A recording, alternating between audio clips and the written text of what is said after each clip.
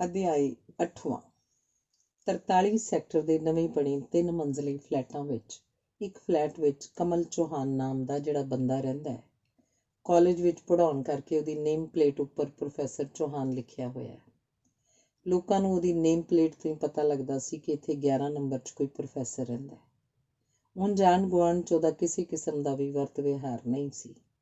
ਉਹਦੇ ਫਲੈਟ ਵਿੱਚ ਕਿਸੇ ਨੇ ਕਦੇ ਕੋਈ ਆਉਂਦਾ ਜਾਂਦਾ ਵੀ ਨਹੀਂ ਵੇਖਿਆ, ਸਿਵਾਏ ਸੜਕੋਂ ਪਾਰ ਵਾਲੇ ਹੋਟਲ ਦੇ ਮੁੰਡੂ ਦੇ। ਉਹ ਵੀ ਉਦੋਂ ਜਦੋਂ ਘਰ ਰੋਟੀ ਦੇ ਜਾਣ ਲਈ ਉਹ ਫੋਨ ਕਰ ਦੇਵੇ। ਉਹ ਜੱਚਦਾ ਫੱਬਦਾ ਕਣਕ ਵੰਨੇ ਰੰਗ ਦਾ ਸੋਹਣਾ ਸਲੀਕੇ ਵਾਲਾ 30 ਕੁ ਸਾਲ ਦਾ ਨੌਜਵਾਨ ਸੀ, ਪਰ ਲੱਗਦਾ ਸੀ ਵਿਆਹ ਉਹਨੇ ਅਜੇ ਨਹੀਂ ਸੀ ਕਰਵਾਇਆ। ਇੱਕ ਦੋ ਵਾਰੀ ਕਾਲਜ ਪੜ੍ਹਦੀਆਂ ਕੁੜੀਆਂ ਵੀ ਆਈਆਂ ਸੀ, ਪਰ ਉਹ ਗੱਲ ਕਰਕੇ ਦਰਵਾਜ਼ੇ ਤੋਂ ਹੀ ਮੋੜ ਦਿੰਦਾ ਸੀ। ਕਦੇ ਕਿਸੇ ਨੂੰ ਅੰਦਰ ਆਉਣ ਲਈ ਨਹੀਂ ਸੀ ਆਖਦਾ। ਸ਼ਾਇਦ ਉਹਨੂੰ ਆਪਣੇ ਰੈਪੂਟੇਸ਼ਨ ਦਾ ਬਹੁਤ ਹੀ ਖਿਆਲ ਸੀ। ਹੋ ਸਕਦਾ ਕਿਸੇ ਚੰਗੇ ਘਰ ਦਾ ਵੀ ਹੋਵੇ, ਨਹੀਂ ਤਾਂ ਅੱਜ ਕੱਲ੍ਹ ਕੌਣ ਅਜਿਹੀਆਂ ਗੱਲਾਂ ਦੀ ਪਰਵਾਹ ਕਰਦਾ ਹੈ। ਹਾਂ, ਕਦੇ ਕਦੇ ਜਦੋਂ ਉਹਦਾ ਕੋਈ ਦੋਸਤ ਮਿੱਤਰ ਦੂਰੋਂ ਨੇੜਿਓਂ ਆ ਜਾਂਦਾ ਤਾਂ ਦੇਰ ਤੱਕ ਉਹਦੇ ਫਲੈਟ ਦੀ ਬੱਤੀ ਜਗਦੀ ਰਹਿੰਦੀ। ਮਿਊਜ਼ਿਕ ਹੌਲੀ ਹੌਲੀ ਵੱਜਦਾ ਰਹਿੰਦਾ। ਬਹੁਤ ਦੇਰ ਤੱਕ ਉਹ ਆਪਣੇ ਦੋਸਤ ਮਿੱਤਰ ਨਾਲ ਬੈਠਾ ਵਿਸਕੀ ਪੀਂਦਾ ਰਹਿੰਦਾ। ਸ਼ੇਰੋ ਸ਼ਾਇਰੀ ਚੱਲਦੀ ਰਹਿੰਦੀ ਤੇ ਸ਼ਰਾਬ ਪੀਣੀ ਉਹ ਉਦੋਂ ਹੀ ਬੰਦ ਕਰਦੇ ਜਦੋਂ ਹੋਟਲ ਦਾ ਮੁੰਡੂ ਹੋਟਲ ਦੇ ਸਾਰੇ ਕੰਮ ਮੁਕਾ ਕੇ ਸੌਣ ਤੋਂ ਪਹਿਲਾਂ ਉਹਨੂੰ ਖਾਣਾ ਦੇਣ ਆ ਜਾਂਦਾ। ਖਾਣਾ ਖਾ ਚੁੱਕਣ ਮਗਰੋਂ ਬਰਤਨ ਰਸੋਈ 'ਚ ਰੱਖ ਕੇ ਹੱਥ ਮੂੰਹ ਧੋ ਕੇ ਕੱਪੜੇ ਬਦਲ ਕੇ ਉਹ ਮੁੜ ਕੋਈ ਕਿਤਾਬ ਚੁੱਕ ਲੈਂਦਾ। ਸੌਂ ਚੁੱਕੇ ਦੋਸਤ ਦੇ ਕੋਲ ਬੈਠਾ ਉਹ ਬੜੀ ਰਾਤ ਤੀਕ ਕਿਤਾਬ ਪੜ੍ਹਦਾ ਰਹਿੰਦਾ। ਇਉਂ ਪੜ੍ਹੇ ਬਿਨਾਂ ਉਹਨੂੰ ਨੀਂਦ ਕਿਹੜਾ ਆਉਂਦੀ ਸੀ। ਕਾਲਜ ਵਿੱਚ ਉਹਦੀ ਅਕਲ, ਉਹਦੀ ਸਾਂਵਲੀ ਸਲੋਨੀ ਸ਼ਕਲ, ਉਹਦੀ ਲਿਆਕਤ, ਉਹਦੇ ਵਿਵਹਾਰ, ਉਹਦੇ ਉੱਚੇ ਅਸੂਲਾਂ ਤੇ ਧੀਮੇ ਬੋਲਾਂ ਤੇ ਬਥੇਰੇ ਲੋਕ ਕਾਇਲ ਸਨ ਤੇ ਕਈਆਂ ਨੇ ਤਾਂ ਆਪਣੀਆਂ ਰਿਸ਼ਤੇਦਾਰੀਆਂ ਵਿੱਚੋਂ ਕੁੜੀਆਂ ਲਈ ਵੀ ਉਹਨੂੰ ਪੁੱਛਿਆ ਸੀ, ਪਰ ਵਿਆਹ ਦੀ ਗੱਲ ਉਹ ਹਮੇਸ਼ਾ ਟਾਲ ਜਾਂਦਾ ਸੀ। ਪ੍ਰੋਫੈਸਰ ਚੌਹਾਨ, ਜੋ ਹੁਣ PhD ਕਰਕੇ ਡਾਕਟਰ ਚੌਹਾਨ ਬਣ ਗਿਆ ਸੀ, ਕਾਲਜ ਵਿੱਚ ਜਿੱਥੇ ਉਹ ਲੋਕਾਂ ਨੂੰ ਪੜ੍ਹਾਉਂਦਾ ਸੀ, ਹੌਲੀ ਹੌਲੀ ਉਸ ਬਾਰੇ ਅਫਵਾਹਾਂ ਵੀ ਉੱਡਣ ਲੱਗ ਪਈਆਂ ਸਨ। ਕੋਈ ਕਹਿੰਦਾ ਇਹਦਾ ਕਿਧਰੇ ਅਫੇਅਰ ਹੈ, ਪਰ ਕੁੜੀ ਦੇ ਘਰ ਵਾਲੇ ਨਹੀਂ ਮੰਨਦੇ। ਪਰ ਇਹ ਗੱਲ ਬਹੁਤੀ ਜੱਚਦੀ ਨਹੀਂ ਸੀ। ਕਿਹੜਾ ਕੁੜੀ ਦੇ ਘਰ ਵਾਲਾ ਅਜਿਹਾ ਸਾਊ ਸਮਝਦਾਰ ਤੇ ਕਮਾਊ ਮੁੰਡੇ ਨੂੰ ਇਨਕਾਰ ਕਰੇਗਾ। ਕੋਈ ਕਹਿੰਦਾ ਇਹਦਾ ਵਿਆਹ ਤਾਂ ਹੋਇਆ ਸੀ, ਵਹੁਟੀ ਪਿੰਡ ਛੱਡੀ ਹੋਈ ਹੈ। ਪਿੰਡ ਦੀ ਅਨਪੜ੍ਹ ਜੋ ਸੀ, ਪਰ ਗੱਲ ਇਹ ਵੀ ਠੀਕ ਨਹੀਂ ਸੀ ਲੱਗਦੀ। ਅਜਿਹਾ ਬੰਦਾ ਪਿੰਡ ਦੀ ਅਨਪੜ੍ਹ ਕੁੜੀ ਨਾਲ ਵਿਆਹ ਕਰਵਾਈ ਗਈ ਕਿਉਂ? ਕੁਝ ਲੋਕਾਂ ਦਾ ਖਿਆਲ ਸੀ ਕਿ ਕੋਈ ਮੋਟੀ ਸਾਮੀ ਭਾਲਦਾ ਹੋਣਾ, ਤੇ ਕੋਈ ਕਹਿੰਦਾ ਇਸ ਨੇ ਤਾਂ ਅਮਰੀਕਾ ਚਲੇ ਜਾਣਾ, ਕਿਸੇ ਮੇਮ ਨਾਲ ਕਰੂਗਾ ਵਿਆਹ। ਪਰ ਇਹ ਸਭ ਅਫਵਾਹਾਂ ਹੀ ਸਨ। ਪੱਕੇ ਤੌਰ ਤੇ ਉੱਪਰ ਕਿਸੇ ਨੂੰ ਕੁਝ ਵੀ ਨਹੀਂ ਪਤਾ ਸੀ। ਉਹ ਆਪਣੇ ਬਾਰੇ ਕਦੇ ਕੋਈ ਗੱਲ ਨਹੀਂ ਸੀ ਕਰਦਾ। ਉਂਝ ਵੀ ਬਹੁਤੀਆਂ ਗੱਲਾਂ ਕਰਨ ਦਾ ਜਿਵੇਂ ਉਹਦਾ ਸੁਭਾਅ ਹੀ ਨਹੀਂ ਸੀ। ਯਾਰ, ਵਿਆਹ ਤਾਂ ਜੱਟਾਂ ਦੀ ਕੁੜੀ ਨਾਲ ਹੀ ਕਰੇਗਾ ਨਾ। ਇੱਕ ਦਿਨ ਉਹਦੇ ਮਿੱਤਰ ਤੇ ਕੁਲੀਗ ਸੁਖਦਿਆਲ ਨੇ ਹੁਣੇ MA ਕਰਕੇ ਹਟੀ ਸਕੂਲ ਟੀਚਰ ਲੱਗੀ ਆਪਣੀ ਭੈਣ ਬਾਰੇ ਸੋਚਦਿਆਂ ਪ੍ਰੋਫੈਸਰ ਚੌਹਾਨ ਨੂੰ ਪੁੱਛਿਆ। ਕਿੰਨੀ ਅਜੀਬ ਗੱਲ ਹੈ ਕਿ ਇੰਨਾ ਪੜ੍ਹ ਲਿਖ ਕੇ ਵੀ ਅਸੀਂ ਜਾਤ ਪਾਤ ਦੀ ਬਿਮਾਰੀ ਤੋਂ ਬਾਹਰ ਨਹੀਂ ਆ ਸਕੇ। ਉਂਝ ਆਖਣ ਨੂੰ ਅਸੀਂ ਕਾਮਰੇਡ ਬਣੇ ਫਿਰਦੇ ਹਾਂ। ਪ੍ਰੋਫੈਸਰ ਚੌਹਾਨ ਨੇ ਜਿਵੇਂ ਜ਼ਰਾ ਕੁ ਅਫਸੋਸ ਨਾਲ ਆਖਿਆ। ਕਾਮਰੇਡ ਅਸੀਂ ਦੂਸਰਿਆਂ ਲਈ ਹਾਂ, ਆਪਣੇ ਲਈ ਥੋੜ੍ਹੇ ਆ, ਸੁਖਦਿਆਲ ਨੇ ਹੱਸ ਕੇ ਕਿਹਾ। ਇਹੀ ਗੱਲ ਤਾਂ ਸਾਡੀਆਂ ਸਾਰੀਆਂ ਫੇਲਿਅਰਸ ਦਾ ਵੱਡਾ ਕਾਰਨ ਹੈ। ਪ੍ਰੋਫੈਸਰ ਚੌਹਾਨ ਨੇ ਸੰਜੀਦਾ ਰੌਂ 'ਚ ਉੱਤਰ ਦਿੱਤਾ। ਚੱਲ ਦੱਸ, ਕੀ ਤੂੰ ਕਿਸੇ ਹਰੀਜਨ ਲੜਕੀ ਨਾਲ ਸ਼ਾਦੀ ਕਰ ਸਕਦਾ? ਸੁਖਦਿਆਲ ਨੇ ਸਿੱਧਾ ਸਵਾਲ ਕੀਤਾ। ਸਿਧਾਂਤਕ ਤੌਰ ਤੇ ਮੈਨੂੰ ਕੋਈ ਇਤਰਾਜ਼ ਨਹੀਂ, ਪਰ ਮੈਂ ਤਾਂ ਫੈਸਲਾ ਕੀਤਾ ਹੋਇਆ ਕਿ ਮੈਂ ਵਿਆਹ ਕਰਨਾ ਹੀ ਨਹੀਂ। ਕਾਰਨ? ਸੁਖਦਿਆਲ ਅੱਗੋਂ ਪੁੱਛ ਰਿਹਾ ਸੀ। ਕੀ ਅੱਗੇ ਹਿੰਦੁਸਤਾਨ ਦੀ ਆਬਾਦੀ ਥੋੜ੍ਹੀ ਹੈ? ਪ੍ਰੋਫੈਸਰ ਚੌਹਾਨ ਨੇ ਹੱਸ ਕੇ ਉੱਤਰ ਦਿੱਤਾ। ਮਾਂ ਨੇ ਜਦੋਂ ਧੋਬੀ ਪਟਕਾ ਮਾਰਿਆ ਜਾਂ ਜਦੋਂ ਕਿਸੇ ਸੋਹਣੀ ਕੁੜੀ ਨੇ ਪੇਚਾ ਪਾਇਆ, ਸਭ ਦਲੀਲਾਂ ਹਵਾ ਹੋ ਜਾਣਗੀਆਂ ਪਿਆਰਿਓ। ਮਾਂ ਨੇ ਜਿੰਨਾ ਕੁ ਕਲੇਸ਼ ਕਰਨਾ ਸੀ ਉਹ ਕਰ ਹਟੀ ਹੈ। ਬੰਦੇ ਨੂੰ ਸਿਰਫ ਇੱਕ ਹੀ ਤਾਂ ਜ਼ਿੰਦਗੀ ਮਿਲੀ ਹੈ। ਮੈਂ ਬਲੀ ਦਾ ਬੱਕਰਾ ਬਣਨ ਲਈ ਤਿਆਰ ਨਹੀਂ। ਤੇਰਾ ਘਰਦਿਆਂ ਨਾਲ ਵੀ ਬਹੁਤਾ ਸਹਿਚਾਰ ਨਹੀਂ ਲੱਗਦਾ। ਕਦੇ ਪਿੰਡ ਪੁੰਡ ਵੀ ਨਹੀਂ ਜਾਂਦਾ। ਕਿਤੇ ਘਰਦਿਆਂ ਦੇ ਮੱਥੇ ਲੱਗਣੋਂ ਹੀ ਤਾਂ ਨਹੀਂ ਡਰਦਾ? ਸੁਖਦਿਆਲ ਫਿਰ ਪੁੱਛ ਰਿਹਾ ਸੀ। ਹਰ ਬੰਦੇ ਨੂੰ ਬਸ ਚੁੱਪ ਕਰਕੇ ਆਪਣੀ ਜ਼ਿੰਦਗੀ ਜੀਣੀ ਚਾਹੀਦੀ ਹੈ, ਪ੍ਰੋਫੈਸਰ ਚੌਹਾਨ ਦਾ ਉੱਤਰ ਸੀ। ਮੇਰਾ ਖਿਆਲ ਹੈ ਤੈਨੂੰ ਕਾਮੂ ਨੇ ਖਰਾਬ ਕੀਤਾ ਲੱਗਦਾ, ਸੁਖਦਿਆਲ ਨੇ ਹੱਸ ਕੇ ਕਿਹਾ।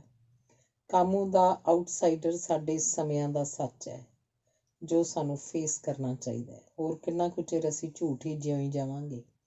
ਬਹੁਤੀ ਸਿਆਣਪ ਵੀ ਬੰਦੇ ਨੂੰ ਖਰਾਬ ਹੀ ਕਰਦੀ ਹੈ, ਨਹੀਂ? ਸੁਖਦਿਆਲ ਬੋਲਿਆ। ਆ ਜਾਈ ਆਥਣੇ ਫਲੈਟ 'ਚ, ਸਿਆਣਪਾਂ ਨੂੰ ਵੀ ਡੁਬੋ ਦਿਆਂਗੇ ਗਲਾਸੀਆਂ 'ਚ, ਪ੍ਰੋਫੈਸਰ ਚੌਹਾਨ ਨੇ ਮੁਸਕਰਾ ਕੇ ਆਖਿਆ। ਠੀਕ ਹੈ, ਫਿਰ 8 ਕੁ ਵਜੇ ਪਹੁੰਚ ਜਾਊਂਗਾ। ਹੈਗੀ ਹੈ ਘਰੇ ਕਿ ਆਉਂਦਾ ਹੋਇਆ ਫੜ ਲਿਆਵਾਂ? ਰੱਖੀ ਦੀ ਹੈ ਕੁਛ ਨਾ ਕੁਛ ਤਾਂ ਕੀ ਪਤਾ ਹੁੰਦਾ ਕਿਹੜੇ ਵੇਲੇ ਕੋਈ ਰਾਮ ਲਾਲ ਵਰਮਾ ਆ ਪਹੁੰਚੇ ਤੇ ਉਸੇ ਵੇਲੇ ਠੇਕੇ ਜਾਣਾ ਪਵੇ।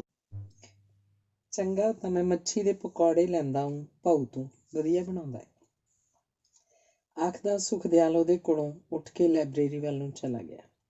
ਉਸੇ ਵੇਲੇ ਪ੍ਰੋਫੈਸਰ ਚੌਹਾਨ ਕਾਲਜ ਦੇ ਆਪਣੇ ਕਮਰੇ 'ਚ ਬੈਠਾ ਕਿਤਾਬ ਅੱਗੇ ਖੋਲ੍ਹੀ ਸੋਚ ਰਿਹਾ ਸੀ, ਲੋਕਾਂ ਨੂੰ ਮੇਰੇ ਵਿਆਹ ਦਾ ਐਡਾ ਫਿਕਰ ਕਿਉਂ ਪਿਆ ਹੋਇਆ? ਇਹ ਤਾਂ ਬੰਦੇ ਦਾ ਬਿਲਕੁਲ ਹੀ ਨਿੱਜੀ ਮਾਮਲਾ ਹੁੰਦਾ ਵੀ ਕਦੋਂ ਵਿਆਹ ਕਰਵਾਉਣਾ ਹੈ, ਕਿਹੋ ਜਿਹੀ ਕੁੜੀ ਨਾਲ ਕਰਵਾਉਣਾ ਹੈ, ਕਰਵਾਉਣਾ ਵੀ ਹੈ ਕਿ ਨਹੀਂ। ਫਿਰ ਮਨ ਹੀ ਮਨ ਉਹਨੇ ਇੱਕ ਉੱਚੀ ਲੰਮੀ ਨਰੋਈ ਸੁਨੱਖੀ ਸ਼ਰਮਾਕਲ ਜੀ ਕੁੜੀ ਦੀ ਕਲਪਨਾ ਕੀਤੀ। ਉਹ ਜੱਟਾਂ ਦੀ, ਮੇਰਾ ਮਤਲਬ ਹੈ ਸਰਦਾਰਾਂ ਦੀ ਕੁੜੀ ਹੋਣੀ ਚਾਹੀਦੀ ਹੈ, ਉਹਨੇ ਮਨ ਹੀ ਮਨ ਜਿਵੇਂ ਆਪਣੇ ਆਪ ਨੂੰ ਦੱਸਿਆ। ਅਧਿਆਇ 9। ਕਾਲਜ ਦੇ ਆਖਰੀ ਸਾਲ ਦੀ ਜਮਾਤ ਵਾਰੋ-ਵਾਰੀ ਬਾਕੀ ਦੇ ਸਭ ਪ੍ਰੋਫੈਸਰਾਂ ਤੋਂ ਪਾਰਟੀਆਂ ਲੈ ਚੁੱਕੀ ਸੀ। ਇਹ ਸਭ ਇੱਕ ਤਰ੍ਹਾਂ ਦੀਆਂ ਫੇਅਰਵੈਲ ਪਾਰਟੀਆਂ ਹੀ ਸਨ, ਸਾਰੇ ਡਿਪਾਰਟਮੈਂਟ ਵੱਲੋਂ ਮਿਲਣ ਵਾਲੀ ਫੇਅਰਵੈਲ ਪਾਰਟੀਆਂ ਤੋਂ ਵੱਖਰੀਆਂ। ਪਰ ਚੌਹਾਨ ਸਰ ਨੇ ਤਾਂ ਪਿਛਲੇ ਸਾਰੇ ਸਮੇਂ ਵਿੱਚ ਵੀ ਨਾ ਆਪ ਕਦੇ ਚਾਹ ਪਿਲਾਈ ਸੀ ਤੇ ਨਾ ਇਕੱਠਿਆਂ ਚਾਹ ਪੀਣ ਦਾ ਕੋਈ ਮੌਕਾ ਦਿੱਤਾ ਸੀ। ਇੱਕ ਤਾਂ ਉਹ ਐਡੇ ਸੀਰੀਅਸ ਰਹਿੰਦੇ ਸਨ ਕਿ ਪੜ੍ਹਾਈ ਤੋਂ ਬਿਨਾਂ ਕੋਈ ਹੋਰ ਗੱਲ ਕਰਨ ਦਾ ਕਿਸੇ ਦਾ ਹੌਸਲਾ ਹੀ ਨਹੀਂ ਸੀ ਪੈਂਦਾ। ਦੂਸਰਾ, ਉਹਨਾਂ ਦੇ ਬਾਰੇ ਵੀ ਲੋਕ ਬਹੁਤਾ ਨਹੀਂ ਸੀ ਜਾਣਦੇ, ਪਰ ਹੁਣ ਇੱਕ ਬਹਾਨਾ ਮਿਲ ਗਿਆ ਸੀ। ਪਤਾ ਲੱਗਿਆ ਸੀ ਕਿ ਜਿਸ ਫਲੈਟ 'ਚ ਚੌਹਾਨ ਸਰ ਹੁਣ ਰਹਿ ਰਹੇ ਹਨ, ਉਹ ਉਹਨਾਂ ਨੇ ਕਿਸ਼ਤਾਂ 'ਤੇ ਖਰੀਦ ਲਿਆ ਸੀ। ਬੰਦੇ ਕੋਲ ਆਪਣਾ ਘਰ ਹੋਣਾ ਫਿਰ ਚੰਡੀਗੜ੍ਹ ਵਰਗੇ ਸ਼ਹਿਰ 'ਚ ਕੋਈ ਛੋਟੀ ਗੱਲ ਨਹੀਂ ਹੁੰਦੀ। ਆਖਰੀ ਸਾਲ ਦੀ ਜਮਾਤ ਦੇ ਮੁੰਡੇ ਕੁੜੀਆਂ ਨੇ ਪ੍ਰੋਫੈਸਰ ਚੌਹਾਨ ਨੂੰ ਆਖਿਆ ਕਿ ਇਸ ਸ਼ਨਿਚਰਵਾਰ ਨੂੰ ਉਹ ਸਭ ਉਹਨਾਂ ਦੇ ਘਰ ਆਉਣਗੇ। ਨਾ ਕਰਨ ਦਾ ਸਵਾਲ ਹੀ ਪੈਦਾ ਨਹੀਂ ਸੀ ਹੁੰਦਾ, ਕਿਉਂਕਿ ਪ੍ਰੋਫੈਸਰ ਚੌਹਾਨ ਤੋਂ ਘਰ ਪੁੱਛਣ ਲਈ ਪੁੱਛਿਆ ਨਹੀਂ ਸੀ ਗਿਆ, ਸਗੋਂ ਦੱਸਿਆ ਗਿਆ ਸੀ ਕਿ ਅਸੀਂ ਸਾਰੇ ਸ਼ਨਿਚਰਵਾਰ ਨੂੰ ਆਥਣ ਦੇ 4 ਵਜੇ ਪਾਰਟੀ ਲੈਣ ਪਹੁੰਚ ਰਹੇ ਹਾਂ। ਪਾਰਟੀ ਵਾਲੇ ਦਿਨ ਮੁੰਡੇ ਕੁੜੀਆਂ ਨੇ ਆਪ ਹੀ ਸਾਰਾ ਪ੍ਰਬੰਧ ਕਰ ਦਿੱਤਾ। ਪ੍ਰੋਫੈਸਰ ਚੌਹਾਨ ਨੇ ਤਾਂ ਸਿਰਫ ਪੈਸੇ ਹੀ ਦਿੱਤੇ ਸਨ। ਉਸ ਦਿਨ ਜਮਾਤ ਨੇ ਹੈਰਾਨ ਹੋ ਕੇ ਦੇਖਿਆ ਕਿ ਘਰ 'ਚ ਕੋਈ ਜਨਾਨੀ ਨਾ ਹੋਣ ਦੇ ਬਾਵਜੂਦ ਪ੍ਰੋਫੈਸਰ ਚੌਹਾਨ ਨੇ ਫਲੈਟ ਕਿੰਨਾ ਵਧੀਆ ਰੱਖਿਆ ਹੋਇਆ ਸੀ। ਚੀਜ਼ਾਂ ਥੋੜ੍ਹੀਆਂ ਸਨ ਪਰ ਸਨ ਕੀਮਤੀ। ਸਰ ਚੌਹਾਨ ਜੱਟ ਹੁੰਦੇ ਨੇ ਕਿ ਰਾਜਪੂਤ? ਧਾਲੀਵਾਲ ਨੇ ਕਮਰੇ 'ਚ ਲੱਗੀ ਟੈਗੋਰ ਦੀ ਤਸਵੀਰ ਵੱਲ ਝਾਕ ਕੇ ਪੁੱਛਿਆ। ਮੈਨੂੰ ਤਾਂ ਇਹਨਾਂ ਦੋਵਾਂ 'ਚ ਕੋਈ ਫਰਕ ਨਹੀਂ ਲੱਗਦਾ, ਪ੍ਰੋਫੈਸਰ ਚੌਹਾਨ ਨੇ ਹੱਸ ਕੇ ਆਖਿਆ। ਫਰਕ ਕਿਉਂ ਨਹੀਂ ਸਰ? ਫਰਕ ਤਾਂ ਬਹੁਤ ਹੈ। ਵੱਖਰੇ ਵੱਖਰੇ ਜਾਤ ਗੋਤ ਰੱਬ ਨੇ ਉਂਝ ਤਾਂ ਨਹੀਂ ਬਣਾਏ। ਮੇਰਾ ਖਿਆਲ ਨਹੀਂ ਕਿ ਸਭ ਰੱਬ ਨੇ ਬਣਾਇਆ, ਕਿਉਂਕਿ ਰੱਬ ਤਾਂ ਕਿਸੇ ਨਾਲ ਕੋਈ ਵਿਤਕਰਾ ਨਹੀਂ ਰੱਖਦਾ। ਸੂਰਜ ਦੀ ਰੌਸ਼ਨੀ, ਰੁੱਤਾਂ ਦਾ ਆਉਣਾ ਜਾਣਾ, ਹਵਾਵਾਂ ਦਾ ਵਗਣਾ, ਬੰਦੇ ਦਾ ਜੰਮਣਾ ਮਰਨਾ, ਸਾਰਾ ਕੁਝ ਸਾਰਿਆਂ ਲਈ ਇੱਕੋ ਜਿਹਾ ਹੈ। ਪ੍ਰੋਫੈਸਰ ਚੌਹਾਨ ਦੇ ਉੱਤਰ ਨੇ ਜਿਵੇਂ ਸਾਰਿਆਂ ਨੂੰ ਹੀ ਨਿਰੁੱਤਰ ਕਰ ਦਿੱਤਾ। ਸਰ ਖਾਣਾ ਤੁਸੀਂ ਆਪ ਬਣਾਉਂਦੇ ਹੋ? ਕਿਰਨ ਨੇ ਆਲੇ ਦੁਆਲੇ ਝਾਕ ਕੇ ਜਿਵੇਂ ਮਜ਼ਾਕ ਨਾਲ ਪੁੱਛਿਆ। ਖਾਣਾ ਮੈਂ ਖਾਂਦਾ ਹੀ ਨਹੀਂ, ਪ੍ਰੋਫੈਸਰ ਚੌਹਾਨ ਨੇ ਉਸੇ ਤਰ੍ਹਾਂ ਮਜ਼ਾਕ ਵਾਂਗ ਹੀ ਉੱਤਰ ਦਿੱਤਾ। ਮੇਰਾ ਮਤਲਬ ਹੈ ਸਰ, ਮੇਰਾ ਮਤਲਬ ਹੈ, ਆਖਦੀ ਕਿਰਨ ਘਬਰਾ ਕੇ ਚੁੱਪ ਕਰ ਗਈ। ਕਿਰਨ ਦਾ ਮਤਲਬ ਹੈ ਸਰ, ਇਸ ਨਾਲੋਂ ਤਾਂ ਤੁਸੀਂ ਇੱਕ ਘਰ ਵਾਲੀ ਲਿਆਓ, ਹੈ ਨਾ ਕਿਰਨ? ਧਾਲੀਵਾਲ ਨੇ ਆਪਣੇ ਜਾਣੇ ਗੱਲ ਸਪਸ਼ਟ ਕੀਤੀ। ਘਰ ਵਾਲੀ ਆ ਕੇ ਮੈਨੂੰ ਹੀ ਨਾ ਘਰੋਂ ਕੱਢ ਦੇ, ਫਿਰ ਕੀ ਕਰਾਂਗੇ? ਪ੍ਰੋਫੈਸਰ ਚੌਹਾਨ ਅੱਜ ਪਹਿਲੀ ਵਾਰੀ ਮੁੰਡੇ ਕੁੜੀਆਂ ਨਾਲ ਇਉਂ ਹੱਸ-ਹੱਸ ਕੇ ਗੱਲਾਂ ਕਰ ਰਹੇ ਸੀ। ਸਰ ਇਹ ਸਭ ਇੰਨੀਆਂ ਸਾਰੀਆਂ ਕਿਤਾਬਾਂ ਤੁਸੀਂ ਪੜ੍ਹੀਆਂ ਹੋਈਆਂ ਨੇ? ਸੁਮੀਤ ਨੇ ਆਲੇ ਦੁਆਲੇ ਕਿਤਾਬਾਂ ਹੀ ਕਿਤਾਬਾਂ ਦੇਖ ਕੇ ਪੁੱਛਿਆ। ਨਹੀਂ, ਮੈਂ ਸੋਚਿਆ ਹੁਣ ਇਕੱਠੀਆਂ ਕਰ ਲਈਏ, ਬੁੱਢੇ ਹੋ ਕੇ ਕਿਤਾਬਾਂ ਦੀ ਦੁਕਾਨ ਹੀ ਖੋਲ੍ਹ ਲਾਂਗੇ। ਪ੍ਰੋਫੈਸਰ ਚੌਹਾਨ ਨੇ ਜਦੋਂ ਜਵਾਬ ਦਿੱਤਾ ਤਾਂ ਸਾਰੀ ਜਮਾਤ ਹੱਸ ਪਈ। ਸਰ ਅਸੀਂ ਤਾਂ ਸੋਚਿਆ ਸੀ ਤੁਸੀਂ ਕਦੇ ਹੱਸਦੇ ਹੀ ਨਹੀਂ ਹੋਣੇ, ਉੱਥੇ ਕਾਲਜ 'ਚ ਤਾਂ ਇੰਨੇ ਸੀਰੀਅਸ ਬਣੇ ਰਹਿੰਦੇ ਹੋ, ਕਿਰਨ ਬੋਲੀ। ਸਰ ਤੁਹਾਡਾ ਪਿੰਡ ਭਲਾ ਕਿਹੜਾ ਹੈ? ਜਗਰੂਪ ਨੇ ਪ੍ਰੋਫੈਸਰ ਚੌਹਾਨ ਦੇ ਜਵਾਬ ਦੇਣ ਤੋਂ ਪਹਿਲਾਂ ਹੀ ਪੁੱਛਿਆ। ਸਾਰੇ ਹੀ ਪਿੰਡ ਆਪਣੇ ਹੁੰਦੇ ਨੇ ਜਗਰੂਪ ਸਿੰਘ ਜੀ। ਪਿੰਡ, ਇਲਾਕਾ, ਜਾਤ ਗੋਤ, ਧਰਮਾਂ, ਮਜ਼ਹਬਾਂ, ਸ਼ਕਲਾਂ ਸੂਰਤਾਂ ਸਭਨਾਂ ਤੋਂ ਉੱਪਰ ਉੱਠ ਕੇ ਜਿਉਂਦਾ। ਅਸੀਂ ਹੁਣ 21ਵੀਂ ਸਦੀ 'ਚ ਪਹੁੰਚ ਗਏ ਹਾਂ, ਪ੍ਰੋਫੈਸਰ ਚੌਹਾਨ ਬੋਲੇ। ਸਰ ਤੁਸੀਂ ਅਸਲ 'ਚ ਕਮਿਊਨਿਸਟ ਹੋਣੇ ਆ। ਜੀਤ ਪ੍ਰੋਫੈਸਰ ਚੌਹਾਨ ਦੀ ਗੱਲ ਸੁਣ ਕੇ ਬੋਲੀ। ਕਮਿਊਨਿਸਟ ਹੋਣ ਦਾ ਇੱਕ ਹੀ ਮਤਲਬ ਹੁੰਦਾ ਹੈ, ਸਭ ਨੂੰ ਬਰਾਬਰ ਸਮਝਣਾ ਤੇ ਸਭ ਦਾ ਭਲਾ ਸੋਚਣਾ, ਪ੍ਰੋਫੈਸਰ ਚੌਹਾਨ ਨੇ ਦੱਸਿਆ। ਸਰ ਸਾਰੇ ਹੀ ਕਮਿਊਨਿਸਟ ਉਂਝ ਗੱਲਾਂ ਤਾਂ ਬੜੀਆਂ ਚੰਗੀਆਂ ਚੰਗੀਆਂ ਕਰਦੇ ਹੁੰਦੇ ਨੇ, ਕਿਰਨ ਬੋਲੀ। ਗੱਲਾਂ ਹੀ ਚੰਗੀਆਂ ਨਹੀਂ ਕਰਦੇ, ਹੁੰਦੇ ਵੀ ਚੰਗੇ ਨੇ, ਪ੍ਰੋਫੈਸਰ ਚੌਹਾਨ ਨੇ ਦੱਸਿਆ। ਚਾਹ ਪਾਣੀ ਪੀਂਦੇ, ਹਾਸਾ ਮਜ਼ਾਕ ਕਰਦੇ, ਪੰਛੀਆਂ ਵਾਂਗ ਚਹਿਕਦੇ ਮੁੰਡੇ ਕੁੜੀਆਂ ਨੇ ਗੀਤ ਗਜ਼ਲਾਂ ਸੁਣੇ ਸੁਣਾਏ, ਚੁਟਕਲੇ ਵੀ ਬੋਲੇ ਤੇ ਬੁਝਾਰਤਾਂ ਵੀ ਪਾਈਆਂ। ਆਪਣੀ ਸ਼ੇਅਰੋ ਸ਼ਾਇਰੀ ਤੋਂ ਮਗਰੋਂ ਉਹਨਾਂ ਨੇ ਪ੍ਰੋਫੈਸਰ ਚੌਹਾਨ ਨੂੰ ਕੁਝ ਸੁਣਾਉਣ ਦੀ ਫਰਮਾਇਸ਼ ਪਾਈ। ਕੁਝ ਟਾਲ ਮਟੋਲ ਕਰਨ ਮਗਰੋਂ ਪ੍ਰੋਫੈਸਰ ਚੌਹਾਨ ਨੇ ਕਿਸੇ ਕਵੀ ਦੀਆਂ 4 ਲਾਈਨਾਂ ਸੁਣਾਈਆਂ ਕਿ ਜਿੰਨੀ ਸਮਝ ਓਨਾ ਚਾਨਣ, ਬਾਕੀ ਸਭ ਹਨੇਰਾ। ਜਿੰਨੀ ਸਮਝ ਓਨਾ ਚਾਨਣ, ਬਾਕੀ ਸਭ ਹਨੇਰਾ। ਇੱਥੋਂ ਚੜ੍ਹਦਾ ਇੱਥੇ ਡੁੱਬਦਾ ਸੂਰਜ ਤੇਰਾ ਮੇਰਾ। ਸਰ ਇੱਕ ਵਾਰੀ ਹੋਰ ਬੋਲਣਾ, ਮੈਂ ਨੋਟ ਕਰ ਲਵਾਂ। ਕਿਰਨ ਨੇ ਆਪਣੀ ਕਾਪੀ ਖੋਲ੍ਹਦੀ ਨੇ ਆਖਿਆ, ਸਰ ਕਿਸੇ ਕਿਰਨ ਨੂੰ ਸੂਰਜ ਬਾਰੇ ਕੁਝ ਵੀ ਨੋਟ ਕਰਨ ਦੀ ਕੀ ਲੋੜ ਹੈ, ਠੀਕ ਨਾ ਸਰ? ਜੀਤ ਨੇ ਜਦੋਂ ਆਖਿਆ ਤਾਂ ਸਾਰੇ ਕਿਰਨ ਵੱਲ ਝਾਕ ਕੇ ਹੱਸ ਪਏ। ਸਰ ਮੈਨੂੰ ਤਾਂ ਤੁਹਾਡੀ ਕਵਿਤਾ ਦੀ ਕੱਖ ਸਮਝ ਨਹੀਂ ਲੱਗੀ, ਜਗਰੂਪ ਬੋਲਿਆ। ਸੁਮੀਤ ਬੇਧਿਆਨੀ ਕਿੰਨਾ ਹੀ ਚਿਰ ਪ੍ਰੋਫੈਸਰ ਚੌਹਾਨ ਵੱਲ ਪਤਾ ਨਹੀਂ ਕੀ ਸੋਚਦੀ ਤੱਕਦੀ ਰਹੀ। ਕਵਿਤਾ ਸਮਝਣ ਵਾਲੀ ਗੱਲ ਨਹੀਂ, ਮਹਿਸੂਸ ਕਰਨ ਵਾਲੀ ਹੁੰਦੀ ਹੈ। ਸੁਮੀਤ ਨੇ ਜਗਰੂਪ ਦੀ ਗੱਲ ਦਾ ਜਵਾਬ ਦਿੱਤਾ। ਮੈਨੂੰ ਤਾਂ ਫੀਲ ਵੀ ਨਹੀਂ ਹੋਈ, ਜਗਰੂਪ ਅੱਗੋਂ ਬੋਲਿਆ। ਜੱਟ ਕੀ ਜਾਣੇ ਲੌਂਗਾਂ ਦਾ ਭਾਅ, ਲਾਂਬੇ ਨੇ ਜਗਰੂਪ ਨੂੰ ਛੇੜਨ ਵਾਂਗ ਆਖਿਆ। ਲੌਂਗਾਂ ਦਾ ਭਾਅ ਤਾਂ ਭਾਪੇ ਹੀ ਜਾਣਦੇ ਹੋ ਸਕਦੇ ਨੇ, ਜਿਨ੍ਹਾਂ ਨੇ ਹਰ ਚੀਜ਼ ਦਾ ਹੀ ਵਪਾਰ ਕਰਨਾ ਹੁੰਦਾ। ਜਗਰੂਪ ਨੇ ਲਾ ਕੇ ਗੱਲ ਕੀਤੀ। ਲੱਗਦਾ ਅੱਜ ਤੁਸੀਂ ਦੋਵੇਂ ਹੀ ਨਹਾ ਕੇ ਆਏ ਹੋ, ਤਦੇ ਹੀ ਗੱਲਾਂ ਔੜ ਰਹੀਆਂ ਨੇ, ਪ੍ਰੋਫੈਸਰ ਚੌਹਾਨ ਨੇ ਹੱਸ ਕੇ ਆਖਿਆ। ਅਧਿਆਇ 10ਵਾਂ। ਅਗਲੇ ਦਿਨ ਫਾਈਨਲ ਈਅਰ ਦੀ ਕਲਾਸ ਨੂੰ ਪ੍ਰੋਫੈਸਰ ਚੌਹਾਨ ਬਹੁਤ ਆਪਣਾ ਲੱਗ ਰਿਹਾ ਸੀ। ਮੁੰਡੇ ਕੁੜੀਆਂ ਉਸ ਨਾਲ ਇੱਧਰ ਉੱਧਰ ਦੀਆਂ ਗੱਲਾਂ ਵੀ ਕਰਨੀਆਂ ਚਾਹੁੰਦੇ ਸਨ, ਪਰ ਉਹ ਹਮੇਸ਼ਾ ਵਾਂਗ ਗੈਰ ਗੰਭੀਰ ਸੀ। ਕਿਸੇ ਵੀ ਫਾਲਤੂ ਗੱਲ 'ਚ ਉਹਦੀ ਕੋਈ ਦਿਲਚਸਪੀ ਨਹੀਂ ਸੀ। ਕਲਾਸ ਲੱਗੀ ਵਿੱਚ ਹੀ ਨੋਟਿਸ ਆ ਗਿਆ ਕਿ ਛੁੱਟੀ ਹੋ ਗਈ ਹੈ। ਦਿੱਲੀ ਗਈ ਪ੍ਰੋਫੈਸਰ ਜੈਨ ਦੀ ਕਾਰ ਐਕਸੀਡੈਂਟ ਨਾਲ ਮੌਤ ਹੋ ਗਈ ਸੀ। ਸੌਰੀ, ਅੱਜ ਆਪਾਂ ਲੈਕਚਰ ਇੱਥੇ ਹੀ ਬੰਦ ਕਰਦੇ ਹਾਂ, ਆਖਦਾ ਪ੍ਰੋਫੈਸਰ ਚੌਹਾਨ ਉੱਥੇ ਹੀ ਕੁਰਸੀ 'ਤੇ ਬੈਠ ਗਿਆ। ਜਮਾਤ ਉੱਠ ਕੇ ਨਹੀਂ ਗਈ। ਸਾਰੇ ਜਣੇ ਉੱਥੇ ਹੀ ਉਸੇ ਤਰ੍ਹਾਂ ਖਾਮੋਸ਼ ਬੈਠੇ ਰਹੇ। ਕੁਝ ਪਲ ਦੀ ਖਾਮੋਸ਼ੀ ਤੋਂ ਮਗਰੋਂ ਕਿਰਨ ਨੇ ਖੜੀ ਹੋ ਕੇ ਪੁੱਛਿਆ, ਸਰ ਅੱਜ ਕੱਲ੍ਹ ਇੰਨੇ ਐਕਸੀਡੈਂਟ ਕਿਉਂ ਹੋ ਰਹੇ ਨੇ? ਪ੍ਰੋਫੈਸਰ ਚੌਹਾਨ ਜਿਵੇਂ ਕਿਸੇ ਡੂੰਘੀ ਸੋਚ 'ਚੋਂ ਜਾਗਿਆ ਤੇ ਬੋਲਿਆ, ਬਾਹਰਲੇ ਐਕਸੀਡੈਂਟ ਵੀ ਕਿਸੇ ਅੰਦਰਲੇ ਭੌਜਲ ਕਰਕੇ ਵਾਪਰਦੇ ਨੇ। ਸਰ ਅੱਜ ਕੱਲ੍ਹ ਤਾਂ ਬਹੁਤੇ ਲੋਕ ਮਰਦੇ ਹੀ ਐਕਸੀਡੈਂਟ ਕਰਕੇ ਨਹੀਂ, ਧਾਲੀਵਾਲ ਬੋਲਿਆ। ਸਰ ਲੋਕ ਮਰ ਕਿਉਂ ਜਾਂਦੇ ਨੇ? ਸੁਮੀਤ ਨੇ ਜਦੋਂ ਪੁੱਛਿਆ, ਕਈਆਂ ਨੂੰ ਉਹਦਾ ਸਵਾਲ ਬੇਮਾਇਨਾ ਜਿਹਾ ਲੱਗਿਆ, ਪਰ ਪ੍ਰੋਫੈਸਰ ਚੌਹਾਨ ਨੇ ਉਹਦੇ ਸਵਾਲ ਨੂੰ ਬੜਾ ਸੀਰੀਅਸਲੀ ਲਿਆ ਤੇ ਦੱਸਣ ਲੱਗਿਆ ਕਿ ਮਹਾਭਾਰਤ ਵਿੱਚ ਯੁਧਿਸ਼ਟਰ ਭੀਸ਼ਮ ਪਿਤਾਮਾ ਨੂੰ ਪੁੱਛਦਾ ਹੈ ਕਿ ਮੌਤ ਕੀ ਹੈ। ਭੀਸ਼ਮ ਪਿਤਾਮਾ ਦੱਸਦਾ ਹੈ ਕਿ ਰੱਬ ਨੇ ਸ੍ਰਿਸ਼ਟੀ ਸਿਰਜ ਦਿੱਤੀ ਸੀ, ਮਗਰੋਂ ਬੰਦੇ ਵੱਧਦੇ ਗਏ ਤੇ ਬੁੱਢੇ ਹੁੰਦੇ ਗਏ, ਇੰਨੇ ਵੱਧ ਗਏ ਕਿ ਹੋਰਾਂ ਲਈ ਥਾਂ ਹੀ ਨਹੀਂ ਸੀ ਬਚੀ। ਰੱਬ ਸੋਚੀ ਪੈ ਗਿਆ, ਕੁਝ ਲੋਕ ਖਤਮ ਕਰਨੇ ਸਨ, ਪਰ ਚੋਣ ਕਿਵੇਂ ਕਰੇ? ਮ੍ਰਿਤੂ ਨੂੰ ਹੁਕਮ ਦਿੱਤਾ ਗਿਆ, ਪਰ ਮ੍ਰਿਤੂ ਦੇਵ ਨੇ ਮਾਰੇ ਜਾਣ ਲਈ ਚੋਣ ਦਾ ਆਧਾਰ ਪੁੱਛਿਆ ਤਾਂ ਰੱਬ ਨੇ ਹਰ ਇੱਕ ਬੰਦੇ ਦੀ ਉਮਰ ਨਿਸ਼ਚਿਤ ਕਰ ਦਿੱਤੀ। ਇੰਜ ਧਰਤੀ ਦਾ ਭਾਰ ਹਲਕਾ ਕਰਨ ਲਈ ਰਾਹ ਲੱਭ ਲਿਆ ਗਿਆ। ਸੋ ਮੌਤ ਸਿਰਫ ਬੰਦੇ ਲਈ ਨਹੀਂ ਹੁੰਦੀ, ਇਹ ਤਾਂ ਸ੍ਰਿਸ਼ਟੀ ਦੇ ਵੱਡੇ ਵਿਧਾਨ ਦਾ ਹਿੱਸਾ ਹੈ। ਜਿਵੇਂ ਦਰਖਤ ਸੁੱਕ ਜਾਂਦੇ ਨੇ ਜਾਂ ਪਤਝੜ ਵੇਲੇ ਪੱਤੇ ਝੜ ਜਾਂਦੇ ਨੇ, ਤਾਂ ਅਸੀਂ ਸੋਗ ਨਹੀਂ ਮਨਾਉਂਦੇ, ਕਿਉਂਕਿ ਉਹਨਾਂ ਨੇ ਤਾਂ ਨਵਿਆਂ ਲਈ ਥਾਂ ਖਾਲੀ ਕੀਤੀ ਹੁੰਦੀ ਹੈ। ਇਸੇ ਤਰ੍ਹਾਂ ਬੰਦਾ ਇੱਕ ਜਨਮ ਤੋਂ ਦੂਜੇ ਜਨਮ, ਇੱਕ ਸਰੀਰ ਤੋਂ ਦੂਜੇ ਸਰੀਰ ਦੀ ਪ੍ਰਾਪਤੀ ਵੱਲ ਤੁਰਦਾ ਰਹਿੰਦਾ ਹੈ। ਮਹਾਭਾਰਤ ਵਿੱਚ ਇਹ ਵੀ ਦੱਸਿਆ ਹੋਇਆ ਕਿ ਕੌਸ਼ਿਕ ਰਿਸ਼ੀ ਬਿਨਾਂ ਕਿਸੇ ਫਲ ਦੀ ਇੱਛਾ ਦੇ ਭਗਤੀ ਕਰ ਰਿਹਾ ਸੀ। ਦੇਵੀ ਨੇ ਪ੍ਰਸੰਨ ਹੋ ਕੇ ਉਹਦੀ ਇੱਛਾ ਪੁੱਛੀ ਤੇ ਕੌਸ਼ਿਕ ਰਿਸ਼ੀ ਨੇ ਦੱਸਿਆ ਕਿ ਉਹ ਹਮੇਸ਼ਾ ਭਗਤੀ ਕਰਦਾ ਰਹਿਣਾ ਚਾਹੁੰਦਾ ਹੈ। ਦੇਵੀ ਨੇ ਆਖਿਆ, ਤਥਾਸਤੂ, ਪਰ ਸੈਂਕੜੇ ਸਾਲਾਂ ਦੀ ਭਗਤੀ ਤੋਂ ਮਗਰੋਂ ਉਹਦੀ ਮ੍ਰਿਤੂ ਦਾ ਸਮਾਂ ਆ ਪਹੁੰਚਿਆ। ਧਰਮ ਜੋ ਸੰਸਾਰ ਨੂੰ ਸਹੀ ਰੱਖਦਾ ਹੈ, ਕਾਲ, ਮ੍ਰਿਤੂ ਤੇ ਯਮ ਸਮੇਤ ਰਿਸ਼ੀ ਕੌਸ਼ਿਕ ਕੋਲ ਪਹੁੰਚਿਆ। ਕੌਸ਼ਿਕ ਰਿਸ਼ੀ ਨੇ ਮੌਤ ਤੋਂ ਇਨਕਾਰ ਕਰ ਦਿੱਤਾ, ਕਿਉਂਕਿ ਉਹ ਤਾਂ ਆਪਣੀ ਤਪੱਸਿਆ ਜਾਰੀ ਰੱਖਣਾ ਚਾਹੁੰਦਾ ਸੀ। ਤਦ ਉਹਨੂੰ ਸਮਝਾਇਆ ਗਿਆ ਕਿ ਜਿਸਮ ਦੇ ਨਾਲ ਬੰਦਾ ਮਰ ਨਹੀਂ ਜਾਂਦਾ, ਇਸ ਲਈ ਜਿਸਮ ਦੀ ਮ੍ਰਿਤੂ ਤੋਂ ਮਗਰੋਂ ਵੀ ਆਪਣੀ ਤਪੱਸਿਆ ਜਾਰੀ ਰੱਖ ਸਕੇਗਾ। ਪ੍ਰੋਫੈਸਰ ਚੌਹਾਨ ਦੀ ਗੱਲ ਸੁਣਦਿਆਂ ਕਿਰਨ ਸੋਚ ਰਹੀ ਸੀ, ਸਰ ਤੋਂ ਭਾਵੇਂ ਕੋਈ ਗੱਲ ਪੁੱਛ ਲਓ, ਉਸ ਬਾਰੇ ਸਭ ਕੁਝ ਦੱਸ ਦਿੰਦੇ ਨੇ, ਉਹ ਵੀ ਇਸ ਤਰ੍ਹਾਂ ਜਿਵੇਂ ਤੁਸੀਂ ਕਦੇ ਸੋਚਿਆ ਹੀ ਨਹੀਂ ਹੁੰਦਾ। ਪਤਾ ਨਹੀਂ ਸਰ ਨੇ ਕਿੱਥੋਂ ਇੰਨਾ ਕੁਝ ਪੜ੍ਹ ਰੱਖਿਆ। ਸਰ ਮਰਨ ਮਗਰੋਂ ਕਿਹੜਾ ਬੰਦੇ ਨੂੰ ਯਾਦ ਰਹਿੰਦਾ ਵੀ ਉਹ ਕੌਣ ਸੀ ਤੇ ਕਿੱਥੋਂ ਆਇਆ? ਇਸ ਲਈ ਹਰ ਜਨਮ ਹੀ ਸਮਝੋ ਨਵਾਂ ਜਨਮ ਹੁੰਦਾ, ਸੁਮੀਤ ਨੇ ਆਖਿਆ। ਤੁਹਾਨੂੰ ਯਾਦ ਨਹੀਂ ਰਹਿੰਦਾ ਕਿ ਤੁਸੀਂ ਕੌਣ ਹੋ ਤੇ ਕਿੱਥੋਂ ਆਏ ਹੋ, ਪਰ ਭਾਰਤੀ ਸੰਸਕ੍ਰਿਤੀ ਦਾ ਇਹ ਕਹਿਣਾ ਹੈ ਕਿ ਮਨੁੱਖ ਨਿਰੀ ਦੇਹ ਨਹੀਂ ਤੇ ਨਾ ਹੀ ਦੇਹ ਦੇ ਨਾਸ ਹੋ ਜਾਣ ਨਾਲ ਉਹ ਖਤਮ ਹੋ ਜਾਏਗਾ, ਕਿਉਂਕਿ ਜੀਵ ਆਤਮਾ ਮਰਦੀ ਨਹੀਂ, ਸਗੋਂ ਆਪਣੇ ਕਰਮਾਂ ਅਨੁਸਾਰ ਅਗਲਾ ਜਨਮ ਪ੍ਰਾਪਤ ਕਰਦੀ ਹੈ। ਸੰਸਾਰ ਉੱਪਰ ਵਸੋਂ ਬਾਹਰੇ ਵਿਅਕਤੀਆਂ ਦਾ ਕੋਈ ਹੋਰ ਕਾਰਨ ਵੀ ਤਾਂ ਨਹੀਂ ਲੱਭਦਾ। ਸਰ ਤੁਸੀਂ ਪਿਛਲੇ ਜਨਮਾਂ 'ਚ ਯਕੀਨ ਰੱਖਦੇ ਹੋ, ਨਾਲੇ ਸਾਇੰਸ ਤਾਂ ਇਹਨਾਂ ਗੱਲਾਂ ਨੂੰ ਨਹੀਂ ਮੰਨਦੀ? ਸ਼ਬਨਮ ਨੇ ਪੁੱਛਿਆ।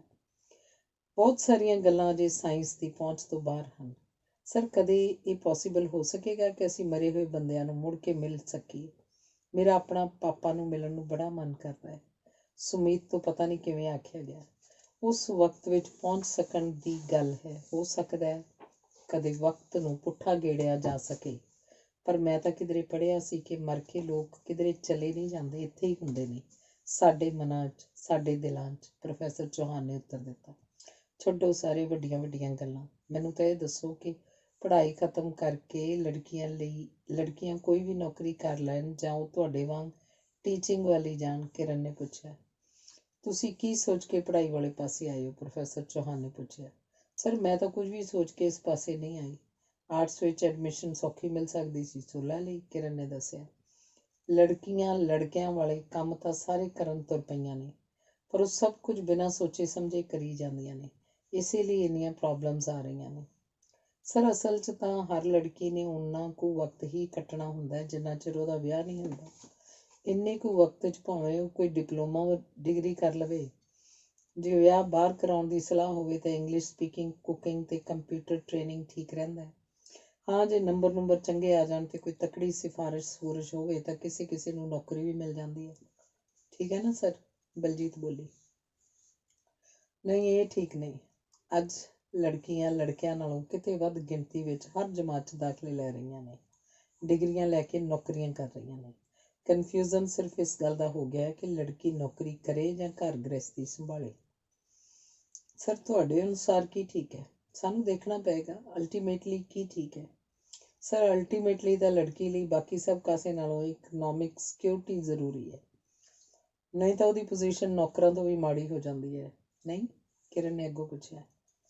ਇਹ ਵੱਡੇ ਮਸਲੇ ਨੇ, ਗੰਭੀਰਤਾ ਨਾਲ ਸੋਚਣ ਵਾਲੇ ਵੀ। ਆਰਥਿਕਤਾ ਸਾਧਨ ਹੈ ਕਿ ਮੰਜ਼ਿਲ? ਇਹ ਸਮਝਣ 'ਚ ਅਸੀਂ ਟਪਲਾ ਖਾ ਜਾਂਦੇ ਹਾਂ, ਪ੍ਰੋਫੈਸਰ ਚੌਹਾਨ ਨੇ ਦੱਸਿਆ।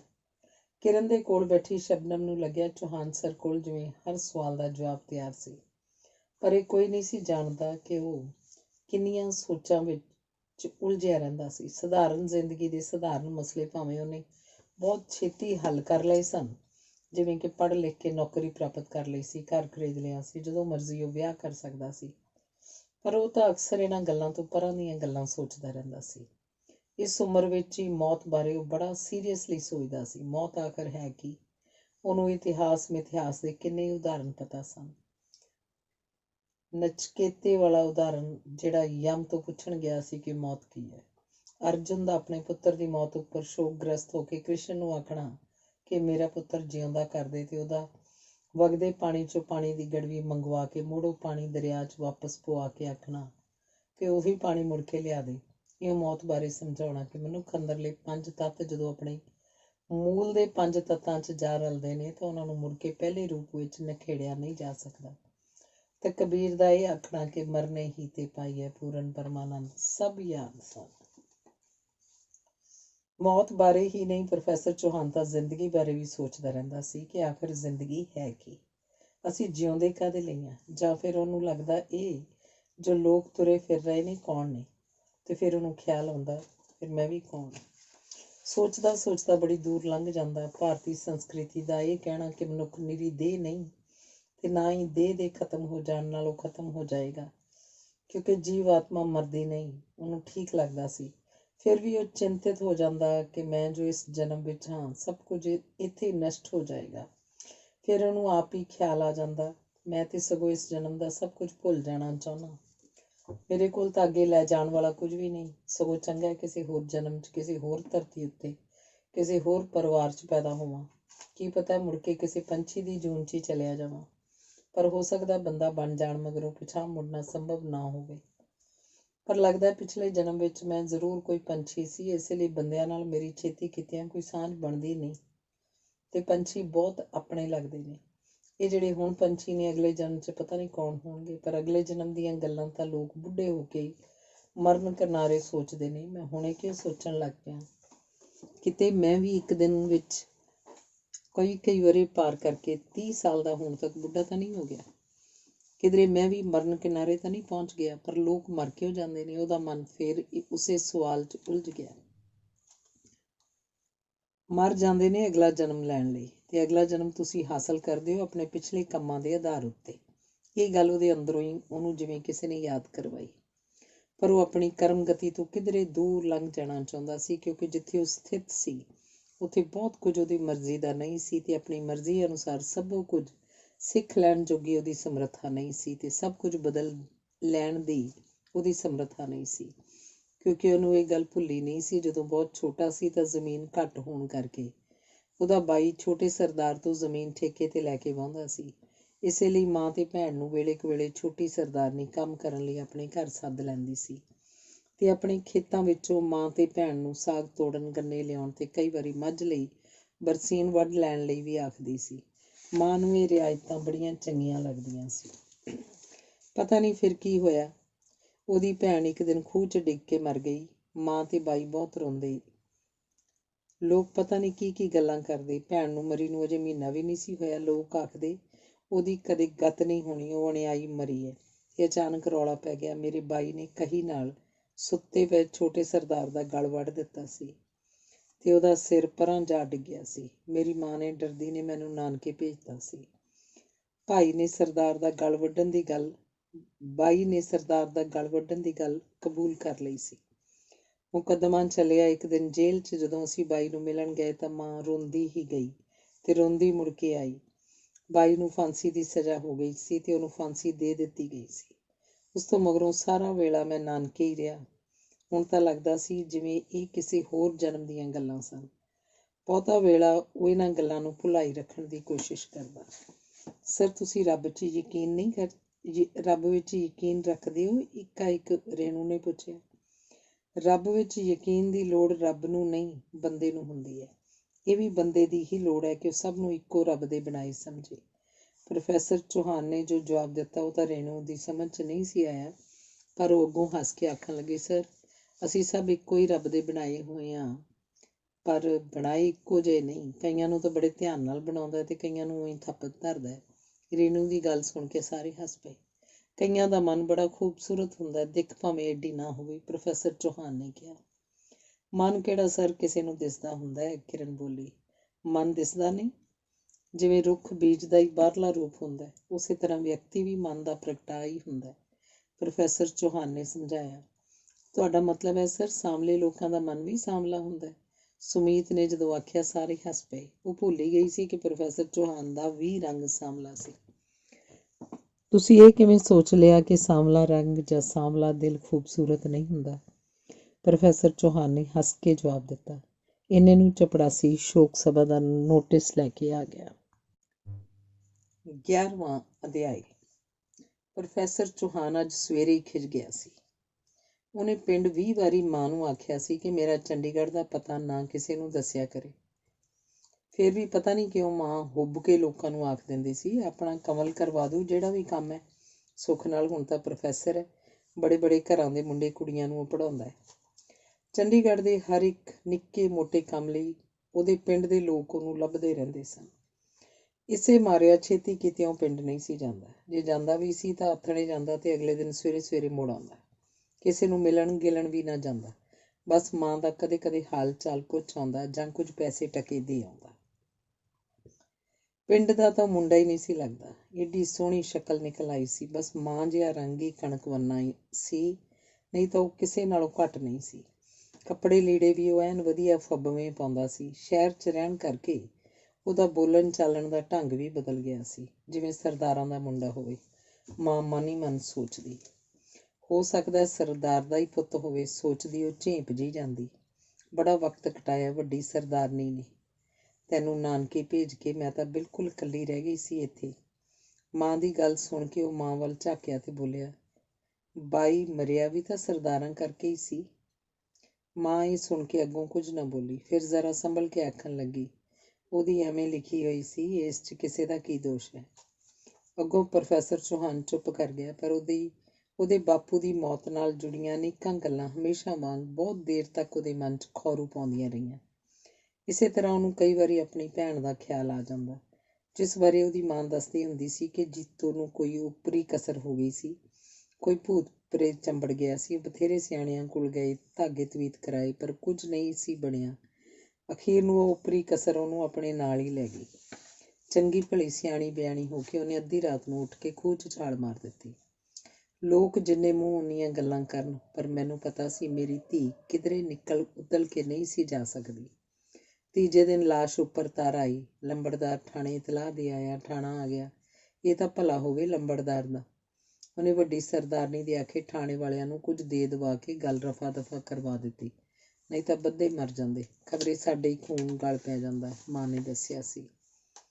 ਪ੍ਰੋਫੈਸਰ ਚੌਹਾਨ ਨੂੰ ਇਹ ਸਾਰੀ ਗੱਲ ਇੰਨੀ ਸਿੱਧੀ ਨਹੀਂ ਸੀ ਲੱਗਦੀ। ਉਦੋਂ ਛੋਟਾ ਸੀ, ਸਾਰੀਆਂ ਗੱਲਾਂ ਸਮਝ ਵੀ ਨਹੀਂ ਸੀ ਸਕਦਾ। ਉਹਨੂੰ ਤਾਂ ਬਸ ਇੰਨਾ ਹੀ ਯਾਦ ਹੈ ਕਿ ਜੀਤੋ ਕਈ ਵਾਰੀ ਅੰਦਰ ਵੜ ਕੇ ਰੋਣ ਲੱਗ ਜਾਂਦੀ ਸੀ। ਜਦੋਂ ਐਤਕੀ ਉਹ ਪਿੰਡ ਗਿਆ ਤਾਂ ਉਹਨੇ ਆਪਣੀ ਮਾਂ ਵੱਲ ਝਾਕ ਕੇ ਆਖਿਆ, ਕਿੰਨਾ ਚੰਗਾ ਹੁੰਦਾ ਅੱਜ ਜੇ ਬਾਈ ਜਿਉਂਦਾ ਹੁੰਦਾ। ਤੇਰਾ ਬਾਈ ਜਿਉਂਦਾ ਹੁੰਦਾ ਤੈਨੂੰ ਦੇਖ ਕੇ ਫੁੱਲਿਆ ਨਾ ਸਮਾਉਂਦਾ ਵੀ ਮੇਰਾ ਪੁੱਤ ਏਡਾ ਲਾਇਕ ਹੈ। ਬਸ ਇੱਕੋ ਗੱਲ ਤੇਰੀ ਮਾੜੀ ਹੈ, ਜਿਹੜਾ ਤੂੰ ਵਿਆਹ ਨੂੰ ਹਾਂ ਨਹੀਂ ਕਰਦਾ। ਸਾਡੀ ਪਸੰਦ ਦੀ ਨਾ ਸੀ। ਉੱਥੇ ਦੇਖ ਲੈ, ਸ਼ਹਿਰ 'ਚ ਬਥੇਰੀਆਂ ਸੁਨੱਖੀਆਂ ਕੁੜੀਆਂ ਹੁੰਦੀਆਂ ਨੇ, ਨਾਲੇ ਸਿਆਣੀਆਂ ਵੀ। ਮੋੜ ਖੇਡ ਕੇ ਗੱਲ ਮਾਂ ਨੇ ਵਿਆਹ ਉੱਪਰ ਲੈ ਆਉਣੀ ਹੁੰਦੀ ਹੈ। ਵਿਆਹ ਕਰਨਾ ਕਿਉਂ ਜ਼ਰੂਰੀ ਹੈ? ਨਾਲੇ ਸਾਡੇ ਕਿਹੜੇ ਮਰੱਬੇ ਪਏ ਨੇ ਵੀ ਸਾਂਭਣ ਵਾਲਾ ਜ਼ਰੂਰ ਚਾਹੀਦਾ। ਪ੍ਰੋਫੈਸਰ ਚੌਹਾਨ ਫਿਰ ਜ਼ਰਾ ਕੁ ਤਲਖੀ ਨਾਲ ਆਖ ਰਿਹਾ ਸੀ। ਮੁਰੱਬੇ ਕਿਹੜਾ ਕਿਸੇ ਨੇ ਸਿਰ ਤੇ ਧਰ ਕੇ ਲੈ ਜਾਣੇ ਹੁੰਦੇ ਨੇ। 2 ਰੋਟੀਆਂ ਹੀ ਖਾਣੀਆਂ ਹੁੰਦੀਆਂ ਨੇ। ਉਹ ਰੱਬ ਸਭ ਨੂੰ ਦੇ ਦਿੰਦਾ। ਉਹ ਤਾਂ ਪੱਥਰ 'ਚ ਵੀ ਜੀਵਨ ਨਹੀਂ ਭੁੱਲਦਾ।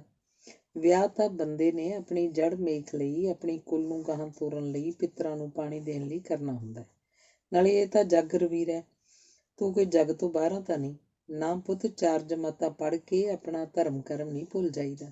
ਸਰਦਾਰਾਂ ਦਾ ਮੁੰਡਾ ਭਾਵੇਂ ਵਿਲਾਇਤ ਜਾ ਵਸਿਆ, ਫਿਰ ਵੀ ਜਦ ਪਿੰਡ ਆਉਂਦਾ ਹੈ ਜਾਨੀ ਆਪਣਾ ਹੋ ਕੇ ਮਿਲਦਾ। ਹਰੇਕ ਦੇ ਪੈਰੀਂ ਹੱਥ ਲਾਊ, ਮੱਥਾ ਟੇਕੂ। ਉਸੇ ਦਿਨ ਉਹ ਵਾਪਸ ਚੰਡੀਗੜ੍ਹ ਚਲਾ ਗਿਆ। ਪਿੱਛੋਂ ਮਾਂ ਨੇ 1-2 ਥਾਂ ਵਿਆਹ ਦੀ ਗੱਲ ਚਲਾਈ। ਕੁਝ ਲੋਕ ਚੰਡੀਗੜ੍ਹ ਉਹਨੂੰ ਵੇਖਣ ਵੀ ਗਏ, ਪਰ ਉਹਨੇ ਕੋਈ ਦਿਲਚਸਪੀ ਨਾ ਦਿਖਾਈ। ਅੱਜ ਫੇਰ ਜਿਹੜੇ ਬੰਦੇ ਪੁੱਛਦੇ ਪੁਛਾਉਂਦੇ ਉਹਨੂੰ ਮਿਲਣ ਆਏ ਸੀ, ਪ੍ਰੋਫੈਸਰ ਚੌਹਾਨ ਨੇ ਸਮਝਿਆ ਹੋਣਗੇ ਕੋਈ ਕੁੜੀ ਵਾਲੇ। ਇਸੇ ਲਈ ਉਹ ਉਹਨਾਂ ਨੂੰ ਮਿਲਣ ਤੋਂ ਹੀ ਕਤਰਾਉਂਦਾ ਸੀ। ਪਰ ਫਿਰ ਸੋਚਿਆ ਉਹ ਨਾ ਮਿਲਿਆ ਤਾਂ 20 ਲੋਕਾਂ ਨੂੰ ਹੋਰ ਮਿਲਣਗੇ ਤੇ ਉਹਨੂੰ ਪੁੱਛਦੇ 20 ਤਰ੍ਹਾਂ ਦੀਆਂ ਗੱਲਾਂ ਹੋਰ ਕਰਨਗੇ। ਪਰ ਮਗਰੋਂ ਪਤਾ ਲੱਗਿਆ ਉਹ ਤਾਂ ਕਿਸੇ ਚੰਗੇ ਵਕੀਲ ਦਾ ਉਸ ਤੋਂ ਪਤਾ ਕਰਨ ਆਏ ਸੀ। ਉਹਨਾਂ ਦੇ ਇੱਕ ਮੁੰਡੇ ਨੂੰ ਦਵਾਈਆਂ ਵੇਚਣ ਵਾਲਿਆਂ ਦੇ ਨਾਲ ਪੁਲਿਸ ਨੇ ਫੜ ਲਿਆ ਸੀ। ਦਵਾਈਆਂ ਵੇਚਣ ਵਾਲਿਆਂ ਦੇ ਨਾਲ ਕਿਵੇਂ? ਚੌਹਾਨ ਨੇ ਪੁੱਛਿਆ ਸੀ। ਉਹੀ ਨਸ਼ੇ ਪੱਤੇ ਵਾਲੀਆਂ ਦਵਾਈਆਂ। ਅਸੀਂ ਤਾਂ ਆਪ ਬਥੇਰਾ ਕਜੀਆ ਕਰਦੇ ਸੀ ਵੀ ਪੱਟਿਆ ਜਾਏਗਾ। ਇੱਕ ਵਾਰੀ ਇਹ ਲੱਗ ਜਾਣ ਸਹੀ, ਫੇਰ ਨਹੀਂ ਮਗਰੋਂ ਲੈਂਦੀਆਂ। ਪਰ ਕੀ ਦਸੀਏ, ਹੁਣ ਤਾਂ ਘਰ ਘਰ ਇਹ ਅੱਗ ਲੱਗੀ ਹੋਈ ਹੈ। ਦੋਹਾਂ ਚੋਂ ਗਾਤਰੇ ਵਾਲੇ ਸਰਦਾਰ ਨੇ ਦੱਸਿਆ। ਪਰ ਇਉਂ ਕਿਉਂ ਹੋਣ ਲੱਗ ਪਿਆ ਪੰਜਾਬ 'ਚ? ਪ੍ਰੋਫੈਸਰ ਚੌਹਾਨ ਪਰੇਸ਼ਾਨ ਜਿਹਾ ਪੁੱਛ ਰਿਹਾ ਸੀ। ਕੰਮ ਕੋਈ ਹੈ ਨਹੀਂ। 15 ਦਿਨਾਂ 'ਚ ਭਈਏ ਲਾ ਕੇ ਬਿਜਾਈ ਮੁੱਕ ਜਾਂਦੀ ਹੈ। 15 ਹੀ ਦਿਨਾਂ 'ਚ ਵਾਢੀ, ਬਾਕੀ ਸਾਰਾ ਸਾਲ ਵਿਹਲੇ। ਨਾ ਕਿਧਰੇ ਕੋਈ ਨੌਕਰੀ ਮਿਲਦੀ ਹੈ ਤੇ ਨਾ ਹੀ ਕੋਈ ਕੰਮ ਰਹਿ ਗਿਆ। ਤਾਈਆਂ ਤਾਂ ਬਾਹਰਲੇ ਮੁਲਕਾਂ ਨੂੰ ਭੱਜਦੇ ਨੇ। ਕਮਾਈ ਸਾਰੀ ਠੇਕਿਆਂ ਤੇ ਜਾਂਦੀ ਹੈ। ਜਿਹੜੇ ਨਹੀਂ ਪੀ ਸਕਦੇ ਉਹ ਘਟੀਆ ਨਸ਼ਿਆਂ 'ਚ ਪੈ ਜਾਂਦੇ ਨੇ। ਤਬਾਹ ਹੋ ਰਹੇ ਨੇ ਪਿੰਡ ਤਾਂ ਸਾਰੇ ਦੇ ਸਾਰੇ। ਨਾ ਸਰਕਾਰਾਂ ਕੁਝ ਸੋਚਦੀਆਂ, ਨਾ ਜਥੇਦਾਰ, ਨਾ ਕੋਈ ਸਾਧੂ ਸੰਤ ਰਹਿ ਗਿਆ। ਸਭ ਪਾਸੇ ਠੱਗੀਆਂ ਹੀ ਠੱਗੀਆਂ। ਅਮੀਰ ਲੋਕ ਤਾਂ ਆਪਣੇ ਮੁੰਡਿਆਂ ਨੂੰ ਬਾਹਰਲੇ ਮੁਲਕਾਂ 'ਚ ਭੇਜੀ ਜਾਂਦੇ ਨੇ। ਗਰੀਬ ਕਿਹੜੇ ਖੂਹ 'ਚ ਪੈ ਜਾਣ? ਕਾਹਦੀ ਜੀਵਤ ਹੈ ਜਦੋਂ ਵਾਹ ਹੀ ਨਹੀਂ ਚੱਲਦੀ? ਕਿਸੇ ਪਾਸੇ ਕੋਈ ਰਾਹ ਹੀ ਨਹੀਂ ਦਿਸਦਾ। ਸਰਦਾਰ ਤਪਿਆ ਪਿਆ ਸੀ, ਇਸੇ ਲਈ ਬੋਲੀ ਗਿਆ। ਮੈਂ ਕਹਿੰਦਾ ਨਾ, ਪੈਰਵਾਈ ਕਰੋ, ਰਹਿਣ ਦਿਓ ਮੁੰਡੇ ਨੂੰ ਕੁਝ ਦਿਨ ਕੈਦ 'ਚ, ਆਪੇ ਠੀਕ ਹੋ ਜਾਓ, ਪ੍ਰੋਫੈਸਰ ਚੌਹਾਨ ਨੇ ਆਖਿਆ। ਇਉਂ ਤਾਂ ਬਦਨਾਮੀ ਹੋਊ। ਸਾਰੇ ਜਾਣਦੇ ਨੇ ਵੀ ਪੈਸਿਆਂ ਨਾਲ ਜੋ ਮਰਜ਼ੀ ਕਰਾ ਲਓ। ਅਗਲੇ ਆਖਣਗੇ ਪੈਸੇ ਨਹੀਂ ਦੇ ਹੋਏ, ਮੁੰਡੇ ਨੂੰ ਕੈਦ ਕਰਾ ਲਈ। ਅਸੀਂ ਤਾਂ ਇਹੀ ਪਤਾ ਕਰਨ ਆਏ ਹਾਂ ਵੀ ਇਹੋ ਜਿਹਾ ਵਕੀਲ ਦੱਸੋ ਜਿਹਦੀ ਜੱਜ ਤਾਈਂ ਵੀ ਪਹੁੰਚ ਹੋਵੇ। ਕਿੱਥੇ ਤਰੀਕਾਂ ਭੁਗਤਦੇ ਫਿਰਾਂਗੇ? ਦੇ ਦੁਆ ਕੇ ਵਿੱਚੋਂ ਦਫਾ ਕਰੀਏ। ਗਾਤਰੇ ਵਾਲੇ ਸਰਦਾਰ ਨੇ ਜਦੋਂ ਆਖਿਆ, ਪ੍ਰੋਫੈਸਰ ਚੌਹਾਨ ਹੈਰਾਨ ਜਿਹਾ ਹੋ ਗਿਆ। ਉਹਨੇ ਸੁਣਿਆ ਤਾਂ ਹੋਇਆ ਸੀ ਕਿ ਕੁਝ ਵਕੀਲ ਮੁਕੱਦਮਾ ਲੜਨ ਦੀ ਥਾਂ ਦੇ ਦੁਆ ਕੇ ਹੱਕ 'ਚ ਫੈਸਲਾ ਕਰਵਾ ਲੈਂਦੇ ਨੇ, ਪਰ ਬਹੁਤਾ ਪੱਕਾ ਪਤਾ ਨਹੀਂ ਸੀ। ਤੁਸੀਂ ਕਿਸੇ ਵਕੀਲ ਦੇ ਮੁਨਸ਼ੀ ਨੂੰ ਪੁੱਛ ਲਓ। ਕਚਹਿਰੀ ਜਾ ਕੇ ਹੁਣ ਕਿਹੜਾ ਗੱਲਾਂ ਲੁਕੀਆਂ ਛੁਪੀਆਂ ਰਹੀਆਂ ਨੇ? ਸਰਦਾਰ ਦੇ ਨਾਲ ਦੇ ਨੇ ਪ੍ਰੋਫੈਸਰ ਚੌਹਾਨ ਨੂੰ ਆਖਿਆ। ਪ੍ਰੋਫੈਸਰ ਚੌਹਾਨ ਨੂੰ ਚੁੱਪ ਜਿਹਾ ਦੇਖ ਕੇ ਗਾਤਰੇ ਵਾਲੇ ਸਰਦਾਰ ਨੇ ਆਪ ਹੀ ਆਖਿਆ, ਜੇ ਨਹੀਂ ਕੋਈ ਜਾਣੂ ਤਾਂ ਸਿੱਧੇ MLA ਦੇ ਨਾਲ ਗੱਲ ਕਰ ਲੈਂਦੇ ਹਾਂ। ਆਪੇ ਵਜ਼ੀਰ ਤੋਂ ਖਵਾਊ ਜੱਜ ਨੂੰ। ਇਉਂ ਪੈਸੇ ਜ਼ਰਾ ਵੱਧ ਦੇਣੇ ਪੈਣੇ ਆ। ਵਜ਼ੀਰ ਮੂੰਹ ਵੀ ਤਾਂ ਬਹੁਤ ਅੱਡਦੇ ਨੇ। ਪ੍ਰੋਫੈਸਰ ਚੌਹਾਨ ਨੇ ਫਿਰ ਵੀ ਕੋਈ ਉੱਤਰ ਨਾ ਦਿੱਤਾ। ਉਹ ਆਖ ਕੇ ਚਲੇ ਗਏ ਕਿ 1-2 ਦਿਨਾਂ 'ਚ ਪਤਾ ਕਰ ਰੱਖਿਓ। ਅਸੀਂ ਵੀ ਦੇਖਦੇ ਹਾਂ ਫਿਰ MLA ਨੂੰ ਮਿਲ ਕੇ।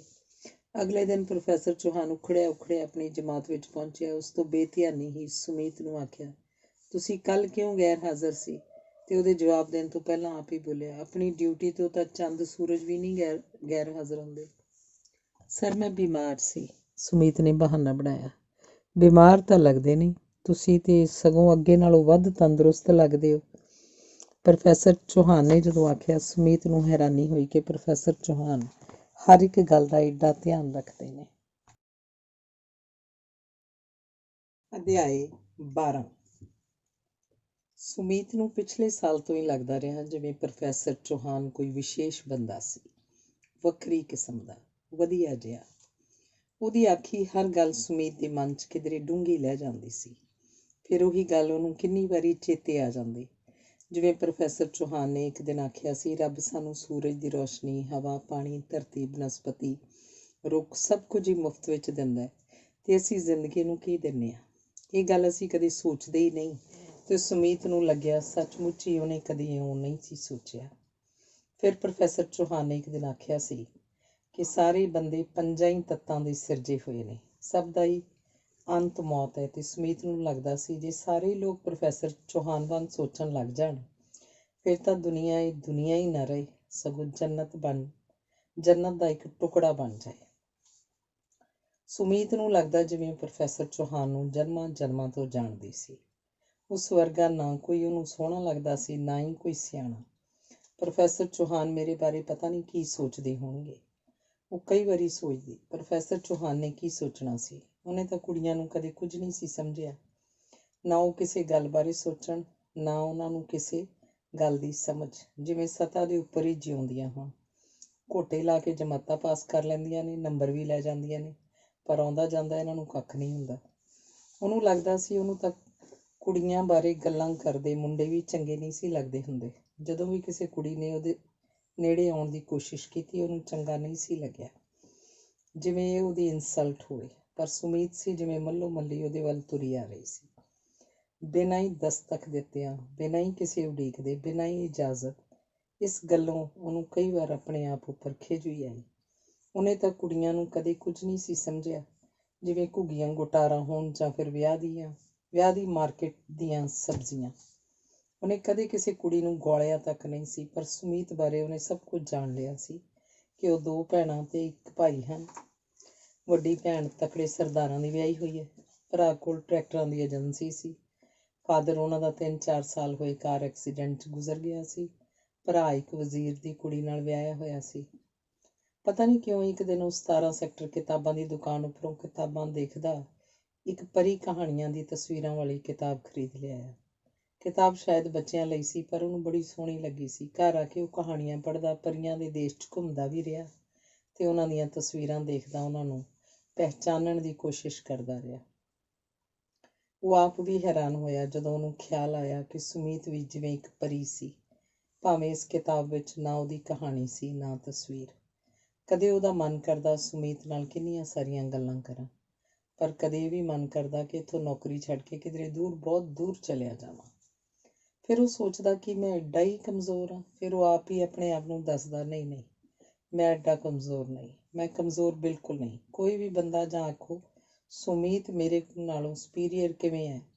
ਸਿਰਫ ਸਰਦਾਰਾਂ ਦੇ ਘਰ ਜੰਮ ਪੈਣ ਨਾਲ ਹੀ ਤਾਂ ਕੋਈ ਸੁਪੀਰੀਅਰ ਨਹੀਂ ਹੋ ਜਾਂਦਾ।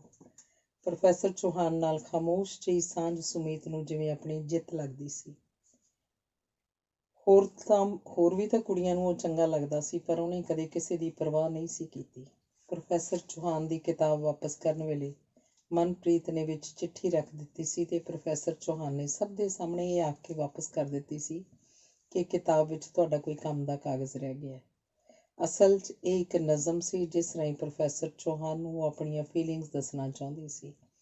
ਸੁਮਨ ਵੀ ਤਾਂ ਇੱਕ ਦਿਨ ਆਖਦੀ ਸੀ ਕਿ ਕਿੱਡੀ ਲੱਕੀ ਹੋਏਗੀ ਉਹ ਜਿਸ ਦਾ ਪ੍ਰੋਫੈਸਰ ਚੌਹਾਨ ਨਾਲ ਵਿਆਹ ਹੋਏਗਾ। ਪਰ ਨਿਰਮਲ ਆਖਦਾ ਸੀ ਕਿ ਪ੍ਰੋਫੈਸਰ ਚੌਹਾਨ ਪੱਕਾ ਕਮਿਊਨਿਸਟ ਹੈ। ਇਹ ਕਮਿਊਨਿਸਟ ਮੂੰਹ ਜ਼ਬਾਨੀ ਤਾਂ ਗੱਲਾਂ ਬਥੇਰੀਆਂ ਮਾਰਦੇ ਨੇ, ਪਰ ਵਿੱਚੋਂ ਇਹ ਉਹੀ ਮਿਡਲ ਕਲਾਸ ਹੀ ਨਹੀਂ, ਸਗੋਂ ਘਟੀਆ ਮਿਡਲ ਕਲਾਸ ਬੰਦੇ ਹੁੰਦੇ ਨੇ। ਅਤੇ ਸੁਮੀਤ ਤਾਂ ਇੱਕ ਦਿਨ ਉਸ ਨਾਲ ਲੜਨ ਵਾਲੀ ਹੋ ਗਈ ਸੀ ਕਿ ਤੈਨੂੰ ਕਮਿਊਨਿਜ਼ਮ ਅਤੇ ਕਮਿਊਨਿਸਟਾਂ ਬਾਰੇ ਕੀ ਪਤਾ ਹੈ? ਪਿਓ ਦਾਦੇ ਦੀਆਂ ਜਾਇਦਾਦਾਂ ਉੱਪਰ ਐਸ਼ ਕਰਨ ਵਾਲੇ ਲੋਕਾਂ ਨੂੰ ਜੇ ਕਿਸੇ ਦੇ ਪਿਓ ਦਾਦੇ ਮਿਹਨਤ ਕਰਕੇ ਜਾਇਦਾਦਾਂ ਬਣਾਉਂਦੇ ਨੇ ਅਤੇ ਫਿਰ ਆਪਣੇ ਪੁੱਤਰ ਪੁੱਤਰਿਆਂ ਲਈ ਛੱਡ ਜਾਂਦੇ ਨੇ, ਇਸ 'ਚ ਗਲਤ ਕੀ ਹੈ? ਨਿਰਮਲ ਨੇ ਦਲੀਲ ਦਿੱਤੀ ਸੀ, ਮਿਹਨਤ ਕਰਕੇ ਜੋ ਮਰਜ਼ੀ ਕਮਾਓ ਅਤੇ ਜਿਵੇਂ ਮਰਜ਼ੀ ਖਰਚੋ, ਪਰ ਉਹਨਾਂ ਲਈ ਤਾਂ ਨਾ ਛੱਡ ਕੇ ਜਾਓ ਜਿਨ੍ਹਾਂ ਨੇ ਮਿਹਨਤ ਨਹੀਂ ਕੀਤੀ। ਬੱਚਿਆਂ ਬਚਿਆ ਸਭ ਕੁਝ ਸਾਂਝੇ ਸਰਕਾਰੀ ਖਾਤੇ 'ਚ ਚਲਿਆ ਜਾਣਾ ਚਾਹੀਦਾ, ਸੁਮੀਤ ਨੇ ਆਖਿਆ। ਫਿਰ ਕੋਈ ਵੱਧ ਮਿਹਨਤ ਕਿਉਂ ਕਰੇਗਾ? ਨਾ ਨਾ ਕਰੇ ਫਿਰ। ਇਉਂ ਇੱਕ ਵਿਹਲੜ ਜਮਾਤ ਤਾਂ ਪੈਦਾ ਹੋਣੋਂ ਹਟ ਜਾਏਗੀ ਤੇ ਹਰ ਬੰਦਾ ਆਪਣੇ ਗੁਜ਼ਾਰੇ ਲਈ ਮਿਹਨਤ ਕਰੇਗਾ। ਜੇ ਤੈਨੂੰ ਮਾਂ-ਪਿਓ ਤੋਂ ਮਿਲਣ ਵਾਲਾ ਸਭ ਕੁਝ ਗਲਤ ਲੱਗਦਾ ਹੈ ਤਾਂ ਆਪਣਾ ਹਿੱਸਾ ਗਰੀਬਾਂ 'ਚ ਵੰਡ ਦੇਈਂ, ਨਿਰਮਲ ਨੇ ਹੱਸ ਕੇ ਆਖਿਆ। ਮੈਂ ਤਾਂ ਆਪਣੇ ਮਾਂ-ਪਿਓ ਤੋਂ ਕੁਝ ਲੈਣਾ ਹੀ ਨਹੀਂ, ਸੁਮੀਤ ਬੋਲੀ। ਕੀ ਗੱਲ, ਲਵ ਮੈਰਿਜ ਕਰਵਾਉਣ ਦੀ ਸਲਾਹ ਹੈ? ਜਿਨ੍ਹਾਂ ਘਰਦਿਆਂ ਨੇ ਕੁੜੀ ਨੂੰ ਕੁਝ ਨਹੀਂ ਦੇਣਾ ਹੁੰਦਾ ਆਖ ਦਿੰਦੇ ਨੇ ਆਪੇ ਲੱਭ ਲੈ। ਫਿਰ ਵੀਰ ਬੈਠਦੇ ਨੇ ਬਈ ਅਸੀਂ ਨਹੀਂ ਇਸ ਨਾਲ ਬੋਲਣਾ ਵਰਤਣਾ, ਇਹਨੇ ਸਾਡੀ ਇੱਜ਼ਤ ਰੋਲ ਦਿੱਤੀ ਹੈ, ਤੇ ਮਗਰੋਂ ਆਪੇ ਬੋਲਣ ਵਰਤਣ ਲੱਗ ਜਾਂਦੇ ਨੇ। ਬਸ ਦੇਣ ਲੈਣ ਦਾ ਮੌਕਾ ਹੀ ਖਿਜਾਉਣਾ ਹੁੰਦਾ, ਨਿਰਮਲ ਨੇ ਮਜ਼ਾਕ ਵਾਂਗ ਆਖਿਆ। ਮੇਰੇ ਘਰ ਦੇ ਨਹੀਂ ਇਹੋ ਜਿਹੇ। ਫਿਰ ਤੇਰੀ ਲਵ ਮੈਰਿਜ ਨਹੀਂ ਹੋ ਸਕਦੀ, ਨਿਰਮਲ ਨੇ ਫਿਰ ਹੱਸ ਕੇ ਆਖਿਆ। ਤੂੰ ਮੇਰੇ ਬਾਰੇ ਫਿਕਰ ਕਰਨ ਦੀ ਥਾਂ ਆਪਣੇ ਬਾਰੇ ਫਿਕਰ ਕਰਿਆ ਕਰ, ਸੁਮੀਤ ਨੇ ਨਿਰਮਲ ਨੂੰ ਝਿੜਕਣ ਵਾਂਗ ਆਖਿਆ। ਚਾਹੀਦਾ ਤਾਂ ਤੈਨੂੰ ਹੈ ਮੇਰਾ ਫਿਕਰ ਕਰਨਾ, ਮੈਂ ਜੋ ਤੇਰਾ ਇੰਨਾ ਕਰਦਾ, ਨਿਰਮਲ ਨੇ ਫਿਰ ਮਜ਼ਾਕ ਕੀਤਾ।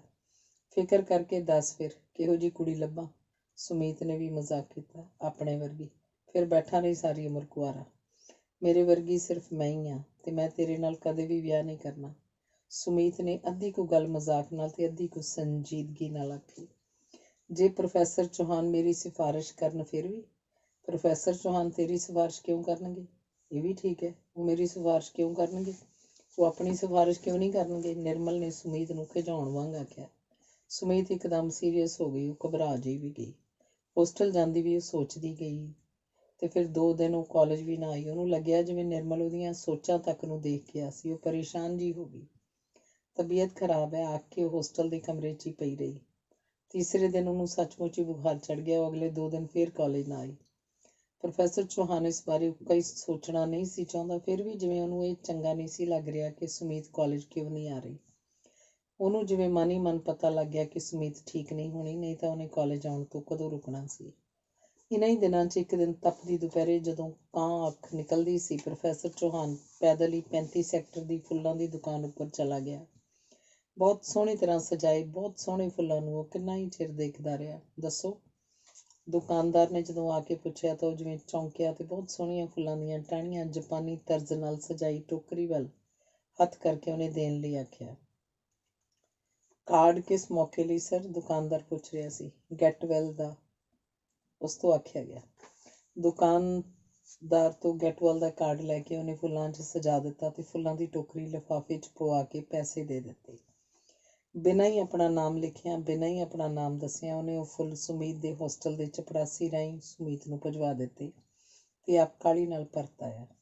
ਵਾਪਸ ਆਉਂਦਾ ਉਹ ਘਬਰਾ ਰਿਹਾ ਸੀ, ਜਿਵੇਂ ਪਤਾ ਨਹੀਂ ਉਸ ਤੋਂ ਕਿੱਡਾ ਕੁ ਕਸੂਰ ਹੋ ਗਿਆ। ਸੁਮੀਤ ਨੂੰ ਕੁੜੀਆਂ ਛੇੜਨ ਲੱਗੀਆਂ ਕਿ ਐਡੇ ਸੋਹਣੇ ਫੁੱਲ ਕਿਸ ਨੇ ਭੇਜੇ ਨੇ, ਤੇ ਉਹ ਵੀ ਚਿੱਟੇ ਗੁਲਾਬ ਦੇ ਅੱਧ ਖਿੜੇ ਫੁੱਲ। ਮੇਰਾ ਇੱਕ ਕਜ਼ਨ ਬਾਹਰੋਂ ਆਇਆ, ਉਹਨੇ ਭੇਜੇ ਹੋਣੇ ਨੇ, ਹੋਰ ਸਾਡੇ ਲੋਕਾਂ ਨੂੰ ਇੰਨੀ ਅਕਲ ਕਿੱਥੇ? ਸੁਮੀਤ ਨੇ ਜਾਣ ਬੁੱਝ ਕੇ ਝੂਠ ਬੋਲਿਆ। ਉਂਝ ਉਹਨੂੰ ਮਹਿਸੂਸ ਹੋ ਗਿਆ ਸੀ ਕਿ ਜ਼ਰੂਰ ਪ੍ਰੋਫੈਸਰ ਚੌਹਾਨ ਨੇ ਭੇਜੇ ਹੋਣਗੇ। ਇਹਨਾਂ ਫੁੱਲਾਂ ਦੀ ਮਹਿਕ ਵਿੱਚ ਜਿਵੇਂ ਪ੍ਰੋਫੈਸਰ ਚੌਹਾਨ ਦੀ ਮਹਿਕ ਵੀ ਰਲੀ ਹੋਈ ਸੀ। ਅਗਲੇ ਦਿਨ ਤੱਕ ਬੁਖਾਰ ਉਤਰਿਆ ਨਹੀਂ ਸੀ, ਘਟ ਜ਼ਰੂਰ ਗਿਆ ਸੀ। ਉਹ ਕਾਲਜ ਚਲੀ ਗਈ। ਕਲਾਸ 'ਚ ਉਹਨੂੰ ਆਈ ਵੇਖ ਕੇ ਪ੍ਰੋਫੈਸਰ ਚੌਹਾਨ ਮੁਸਕਰਾ ਪਏ ਤੇ ਸਭ ਦੇ ਸਾਹਮਣੇ ਹੀ ਪੁੱਛ ਲਿਆ, ਠੀਕ ਹੋ ਗਏ ਸੁਮੀਤ? ਹਾਂ ਠੀਕ ਹੈ ਸਰ, ਬੁਖਾਰ ਥੋੜ੍ਹਾ ਜਿਹਾ ਹੈ ਅਜੇ, ਉਹਨੇ ਉੱਤਰ ਦਿੱਤਾ। ਆਰਾਮ ਕਰਨਾ ਸੀ ਜੇ ਬੁਖਾਰ ਅਜੇ ਹੈ। ਸਰ ਜੇ ਬੁਖਾਰ ਮਹੀਨਾ ਭਰ ਨਹੀਂ ਉਤਰੇਗਾ ਇਹਦਾ ਮਤਲਬ ਇਹ ਥੋੜ੍ਹਾ ਹੈ ਕਿ ਮੈਂ ਮਹੀਨਾ ਭਰ ਕਾਲਜ ਹੀ ਨਹੀਂ ਆਵਾਂਗੀ, ਸੁਮੀਤ ਨੇ ਕਮਲੀ ਜਿਹੀ ਗੱਲ ਕੀਤੀ। ਪਰ ਬੁਖਾਰ ਹੈ ਕਿਸ ਕਰਕੇ? ਟੈਸਟ ਵਿੱਚ ਮਲੇਰੀਆ ਨਿਕਲਿਆ ਸਰ, ਸੁਮੀਤ ਨੇ ਬਹਾਨਾ ਮਾਰਿਆ। ਇਹਦਾ ਮਤਲਬ ਹੈ ਤੁਸੀਂ ਮੱਛਰਾਂ ਤੋਂ ਖਿਆਲ ਨਹੀਂ ਰੱਖਿਆ, ਪ੍ਰੋਫੈਸਰ ਚੌਹਾਨ ਬੋਲੇ। ਸੁਮੀਤ ਮੱਛਰਾਂ ਨੂੰ ਵੀ ਚੰਗੀ ਲੱਗਦੀ ਹੋਣੀ ਹੈ ਸਰ, ਇਕਬਾਲ ਨੇ ਜਦੋਂ ਆਖਿਆ ਸਾਰੇ ਹੱਸ ਪਏ। ਪਰ ਪ੍ਰੋਫੈਸਰ ਚੌਹਾਨ ਸੀਰੀਅਸ ਹੋ ਕੇ ਪੜ੍ਹਾਉਣ ਲੱਗ ਪਏ। ਅੱਗੇ ਆਪਣੇ ਪੀਰੀਅਡ ਲੈ ਕੇ ਪ੍ਰੋਫੈਸਰ ਚੌਹਾਨ ਕਦੇ ਲਾਇਬ੍ਰੇਰੀ ਕਦੇ ਕੈਂਟੀਨ ਚਲਾ ਜਾਂਦਾ ਸੀ, ਪਰ ਅੱਜ ਉਹ ਆਪਣੇ ਕਮਰੇ 'ਚ ਹੀ ਬੈਠਾ ਸੀ। ਸੁਮੀਤ ਇੱਕ ਕਿਤਾਬ ਮੰਗਣ ਦੇ ਬਹਾਨੇ ਚਲੀ ਗਈ।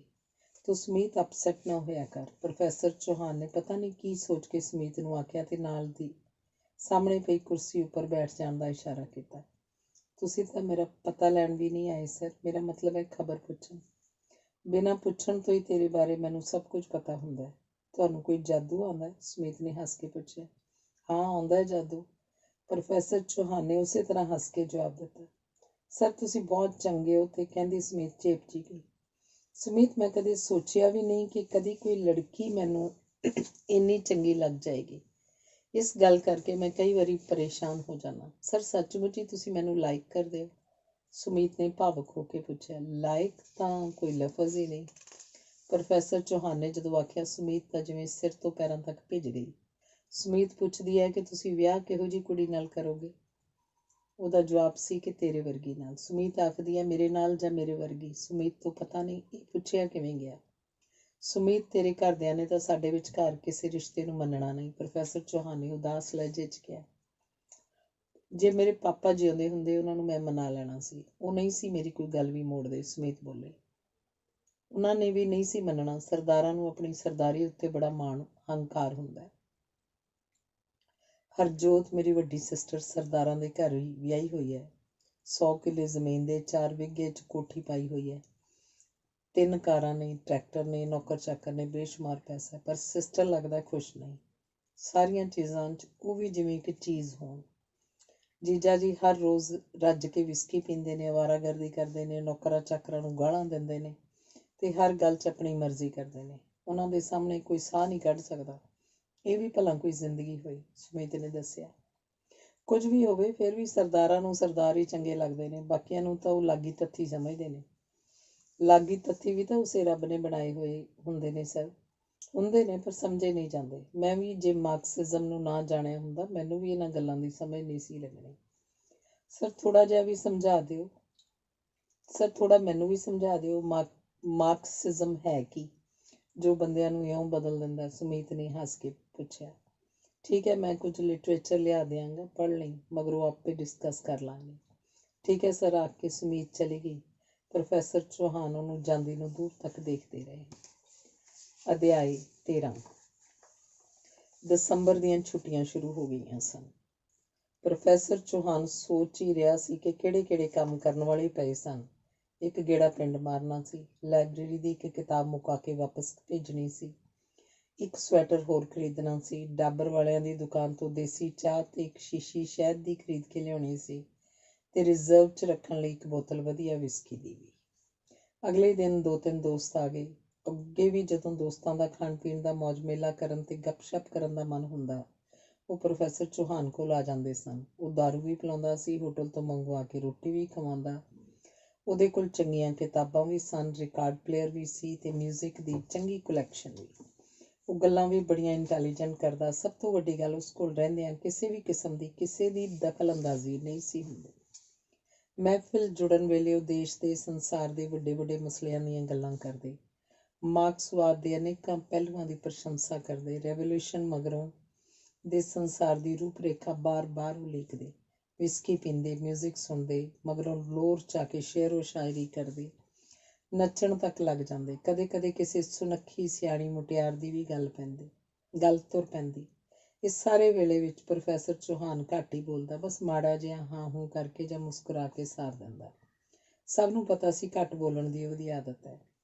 ਅੱਜ ਖਹਿਰੇ ਨੇ ਜਦੋਂ ਬਹੁਤ ਹੀ ਤਪ ਕੇ ਭਾਰਤ ਸਰਕਾਰ ਦੀ ਰਿਜ਼ਰਵੇਸ਼ਨ ਪਾਲਿਸੀ ਦੇ ਵਿਰੁੱਧ ਗਿਲਾ ਕੀਤਾ ਤੇ ਆਖਿਆ ਕਿ ਆਪਣੀਆਂ ਵੋਟਾਂ ਦੀ ਖਾਤਰ ਇਹ ਨੇਤਾ ਲੋਕ ਜਾਤ ਪਾਤ ਨੂੰ ਸਗੋਂ ਹੋਰ ਪੱਕੀ ਕਰੀ ਜਾ ਰਹੇ ਨੇ। ਰਿਜ਼ਰਵੇਸ਼ਨ ਦਾ ਆਧਾਰ ਆਰਥਿਕਤਾ ਹੋਣੀ ਚਾਹੀਦੀ ਹੈ। ਤਾਂ ਪ੍ਰੋਫੈਸਰ ਚੌਹਾਨ ਨੇ ਉਹਨੂੰ ਟੋਕਿਆ ਤੇ ਆਖਿਆ ਕਿ ਇਹਨਾਂ ਛੋਟੀਆਂ ਜਾਤਾਂ ਦੇ ਲੋਕਾਂ ਨੂੰ ਸਦੀਆਂ ਤੱਕ ਦਬਾ ਕੇ ਡੰਗਰਾਂ ਵਾਂਗ ਵਰਤਿਆ ਗਿਆ। ਹੁਣ ਜੇ ਮਾੜੀਆਂ ਮੋਟੀਆਂ ਰਿਆਇਤਾਂ ਵੀ ਦਿੱਤੀਆਂ ਜਾਣਗੀਆਂ, ਕਿਹੜਾ ਅਸਮਾਨ ਢਹਿ ਚੱਲਿਆ? ਉਹਦੀ ਇਸ ਗੱਲ ਉੱਪਰ ਗਿੱਲ ਨੇ ਮਜ਼ਾਕ ਕੀਤਾ ਕਿ ਕਿਧਰੇ ਕਿਸੇ ਸਿਰ ਪਰ ਛਤਰ ਹਾਥ ਮੇ ਧੂਮਦਾਰ ਸਿਤਾਰਾ ਵਾਲੀ ਨਾਲ ਤਾਂ ਇਸ਼ਕ ਨਹੀਂ ਹੋ ਗਿਆ ਜੋ ਇੰਨਾ ਹੱਕ 'ਚ ਬੋਲ ਰਹੇ ਹੋ ਪ੍ਰੋਫੈਸਰ ਸਾਹਿਬ। ਸਿਰ ਪਰ ਛਤਰ ਹਾਥ ਮੇ ਧੂਮਦਾਰ ਸਿਤਾਰਾ ਦਾ ਕੀ ਮਤਲਬ? ਖਹਿਰੇ ਨੇ ਵਿੱਚੋਂ ਟੋਕ ਕੇ ਪੁੱਛਿਆ।